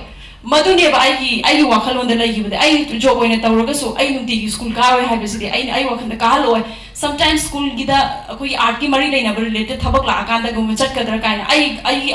आइना साना उरुदबा ngसाइगी सिस्टम जे खंगुदबा हाइगदा अदुमाइना ओइना आइगोंदा खंजगी हाइताने कै ngसाइगी जॉब से ngसाइगी आइगी अवार्ड टू दगी पिरक जॉब निना ऑफर तौबिरक पोटनिना मदुदा सोइदना की आइगोंदा फ्रीली ngसाइगी तोरोपसिना आई ngसाइ फिल्म पामजबसदा हेना सपोर्ट तौरगा अदोंदा चकदर खाली इंसेंटिव्स ओइना आई दौरम तारगदी आई इंस्टीट्यूट अमा लिंगबगी आइगोंदा अदुगी पैसादुना सम 15-20 लाख सुना कदरोनी हुजिक मतंदा कैमरा अमदा कयानो कितन कनो ओइबदादगी आइना एकेडमी में लिंगेना तौ मतंदा एकेडमी दुदा चंगदोबा इंफ्रास्ट्रक्चर कैकी सेम साबा तौ मतंदा कयानो अदुदा थमकदबा ओजा मतिक चाबल अदु अदाइना थिरकपनिना ngसाइ तौरकदबा अदुगी म्याम दु उरकांदा आइना ओकी जॉब सिना ngसाइगी हाइन इना खुनबम लाइबा कनो चामा सौगतप ngamde हाइबा तौना आई हाना सुमाइना खितन लिखलगदी मथंग यागदना अदुगा मतंदुदा अमसु लेखिबा मतंदुदा लैगिबसे फिल्म इंस्टीट्यूट लिंगनी हाइबसि गवर्नमेंट ना ngसाइगी आसाम खकपी इवन लमसी लौदना खोतना तौदना मिंग पांदना खोतना याम चेले इवन आइजु केमता फंगबदी नते केम तौबने तबु फंगिबे चिमा अखोइ पुन्नमकिने हाइना काना बखरदी फंगनि खलग आइसु अखोइ लेकाइगा ओइबगा कोइचेन चेंदना लमगी करिगी अदुगे दागी इवन डॉक्यूमेंट्स हुजिगे गोंद सुम थागै लेगे अदुगी डॉक्यूमेंट्स मैम अदुमाइ तौदना कोइचेन चेले अदुना आइना खनबना इंस्टीट्यूट लिंगकदोरे अखोइ जे डेवलपमेंट लाकदोरे अखोइजु थबक पिरे गवर्नमेंट रेकग्नाइज तौरे अदुदि गवर्नमेंट साइडैसु मोइदगी फिल्म पॉलिसी सेमबगी अखोइ निबु निबु ngangnaba hore matamduda aduna kanaba kharadi soidara ki government side gi tawrani aduna aigi oinadi sigi sima ta horakanda aigi acting gi career sa changjala ga hena sidagi chawba achievement tanaba ngapnaba hotnagi haidan aingonda thonga amakak aingonda phau gi mikup tuda mayam dadi ngasai gi ningba kaiba oiramba ya aingonda di aigi manungdana akhoi gi yamna mai chubira padawna haitare push tawira padawna haitare nang chengkhalo na lamjin chen ba matam da nakandagi mayam ma khuba khubira pa nakandagi ising pisalak ba glucose pisalak pa taw bodu maina taw haura abane ai zona ragena as ai haura pa matam hoido ore ai hona ba yare ko kain khanbagi haitare as hona ba yar ko matam ore ko kaina ai ji khanjagi ba mi ku ongkha goi gi adubu laibak thibadi hausi phog the film policy gi taw khiba mayam do hausi phog da dum kai hani thabak ti iwon on thok ta ba dong na uba adagi di akoi gi film gi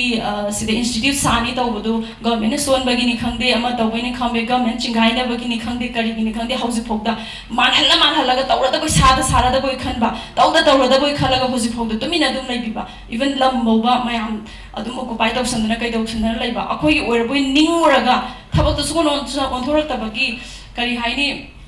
पुकी अचौबदा समुद्रदा nga phaba koi khoi ma chopa thada bai ta tawraga kaino phangju phangdabi ama sum tawdabi koi ma thong khangdaba koi ja adum hauji phawda ai sum khanjabada lairiba hauji film gi mioi khuding mak sodam phawbi ramani khale akoi film policy sima chema ani afa film puthor ani afa film kayama tawra ani ase adum khale ba hauji phodum tawbirak ta baduna aigi ningba kaiba dagi hena di mayam se hoji film policy gi sebirak tabagi ningba kaiba film institute orak tabagi ningba kaiba adu da chenjala koi ngtang manaraga masi je oina bangtang khotna ban hena chonggadra haiba sigi ai di khalle da ai adum isa thangdok charak ke loi ka thok charak ke even film shooting chatra jwa adum dang oi hauraga di akoi tum gi haurai ban ha sing da di gi oina dagi hoji film tawjari ba hoji kenjari ba chongjari ba oina di madu yamna hena aphaba oigadra hena khudong chaba oigadra khale duna adu dang tang akoi mai onjanaraga akoi chungjanaraga hoji government sendok sim mayam to banga me akoi film gi member asu yam lai babu art and culture ge asu yam lai babu akoi changchan ba ke do bai yaroi haidna aidi adu da oina khale duna adum pungingam tang changchan bi bina chongba dai na dor thank you da boy aina akoi gi andaki first round do adum lo sinire adu second round da film development gi batang da kai bakra khandage khanjabani du akoi matam leitromni na oh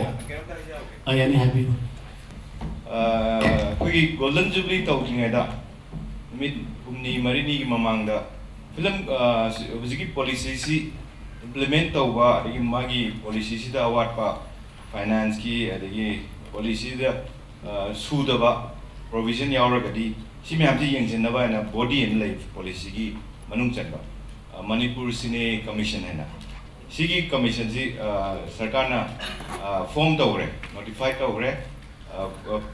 commission ji link kre member mi khan gre aduna haibadi policy se implementation gi stage da commission sina recommend tawraga finance dakar taba finance sarkar da thamaga policy sida wali ba natraga policy se magi implementation si thu na la ni tama aduga asai gi tontoi ne amna wari potse hujiki masi film taw actor amo ina government job ibani policy sina koi sine policy de yaurisi anyone any government employees si sina kayumba role ama phangtar gadi film gi role ama phangtar di magi leave to paid leave hoi gane ba asiki policy koi policy gi policy je papi gadi yauguni ko ada film number da hujiki suspend to ba kaina jingari do adu leroi policy he chana ba kanda thabak tu adum fazana tawbiyu adu film ju nuai kumbe yaragani That's a very question of Tahanjogi. Hojiki Magi government job Tauriba Mana Magi Gehani lip lobagi se. Madu the suspension ki issue lay re haidana. Mase achievement amaga loina government na PB give a job or rana traga any angle the Magi atopa angle the Janga ka job toba any government employee ama hector that way gatura. Hello. Film kumgyar gadi adum award phangba phangdaba koi thabak any department da kengma tamoloken harone koi aina tamoloken se net ha kadi tamoloken gi leave se producer side gi sigi person se koi gi film da act tawna ba koi nextry har kana dum policies na yawani yam nungai ba pauni oi hadi work from home mi natraga su thabak pu service government servant orgadi film ge assignment lap matam da suti piba yani habine ba lip lobo yani habine ba suspend or bidra suspend or okay adu akogi ton thoina masai haibi hi batuda akogi sports person sing sida di akogi magi thabak se relaxation tawin ko duty se relax to bi ba adu mai da akogi ton thoina masai haibi point ko ne chum khanja boda aisu government servant or manager sum angol phal pani magi film shooting matam sida magi numit kharani di kai thokani adu suti lobo tai natraga di ma kan tolo phang da tai adu me film lak matam da suti su sang lo ya di koi government ki rule ki matung ina kemba extra koi ar ki kan su yobi re ko koi ki unlit numit one in a year 30 days or something phangani casually phangani habam lei adu khakta ki male enjoy to judoi ni natraga di ma mapan sake suti du loi hai ta di ma si half pay leave or without pay da mai to na kan to doi ne ya du enjoy to da suti sa to ne ba adu bu yarga di sports person sin phangi ba mai na khudong sa bu do hai di relaxation to gi duty relax to na bu khudong sa bu pbi hai gi appeal ta honorable cm da hajini hai ba ni no tan da phang pa ni phangom kan soi na hai bi khoina senior policy ji draft tong matam da sigi area se ma kham kumna khane ke ba pidi ba facilities di se sports ki di lagi se ayam bana police ka sports department da sang police da sang di mo di team de lai bana na police ki di sports ki person sing sang ki sing ji oi nam di apagi ma police ki sports club da yaw sports department ki di extremely liberal ne sports department ta ko sports ki sana ba stage da suti si chahi ama mapa de lai ba da karing ta hai de the department is sports ki dong te lai bi na da aduna sigi equivalent facilities si pi na wa hai ba paid leave si pi ri ba si akoina sports the pi is a special casual leave ne pi ba ma gi under effect of the money my half pay leave ta effect of the money adu ka manana ko special casual leave ne pi ba ne aduna to thoina ki ri ba se nangi matri ama ko na pangang da ngamoi wani pesa sana wa to wai khadrak ni mi ya suspend tor ga ba lo te sen sana wa to ni ai ki ri sarkar da i thawak to me na ai di seng na hai bi ya ya education ki phagat lo ji ki din na te ba to suti lo ba su kai te to bo da bo nangi production unit to na ko to thoi je tarik si ne si wa je film shooting ki or dubbing ki kari si wa ga se ai tha ma si ne ma gi special casual si PBU aina thara ka loi le adu ki facility de available loi ni chief minister da highway ka loi ko na da policy si already notified ka raga chanar ba hawra bana ba koi sine policy se magi aspect mayam do implement of the highway ko koi ki film industry highway ko 2016 da hawni ko class government de because of various reasons nangi film city ki do koi chatne ye more am chatne ye more da identify tawre मैं सामो थादे दे Sen थादे द्रगदी good film पुथो को है जो Sen थादे द्रगदी pitching तो हल्दा का अंदा अपो film दो जुरी हमने खल्ला का अंदा सी की सीधे सीधे लपा लाख तरा फाइनेंस तो ये कुल फाइनेंस तो ये कुल तो ये है ना डिसाइड करो तो गुदम ने वा नया वो थादे रहे का अंदर गुड फिल्म प्रोड्यूस तो होता है तो अपो फिल्म तो को देना return C not only in terms of money sports की तो रिसिंग सी सरकार ने पी बने नंग ओलंपिक गोल्ड मेडल फंगी से मा ओलंपिक की ऑर्गेनाइजिंग कमेटी तो ये नयाम पर कदम लेते हैं तकमाना फूल लाख कदम बट फील गुड फैक्टर से दी इंडिया ना कोई गोलों में फंगा से दी इंडिया की प्रजा खुद में नुआई बतो अदमाइन तो फिल्म जो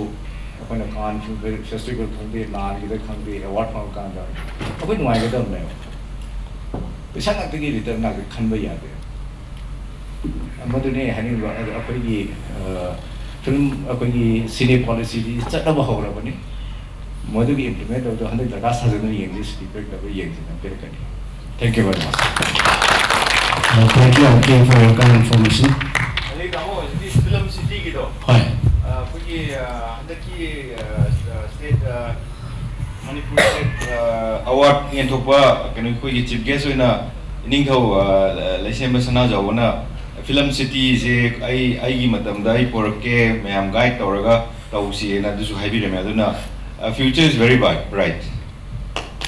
Thank you. Nasi kogi Manipuri film na sehiyang kay sup na sang sangsilay ba konsep asigi mari le na pangkol about 50 years golden Jubilee celebration of Manipuri cinema. However, celebration program asigi tayo ni Janban with 17th April 2021 asigi Shri Dialog Sibu mi Tamil Wapun po aroy beda ako'y artist mga namuka na kung program asigi sa thank you everyone.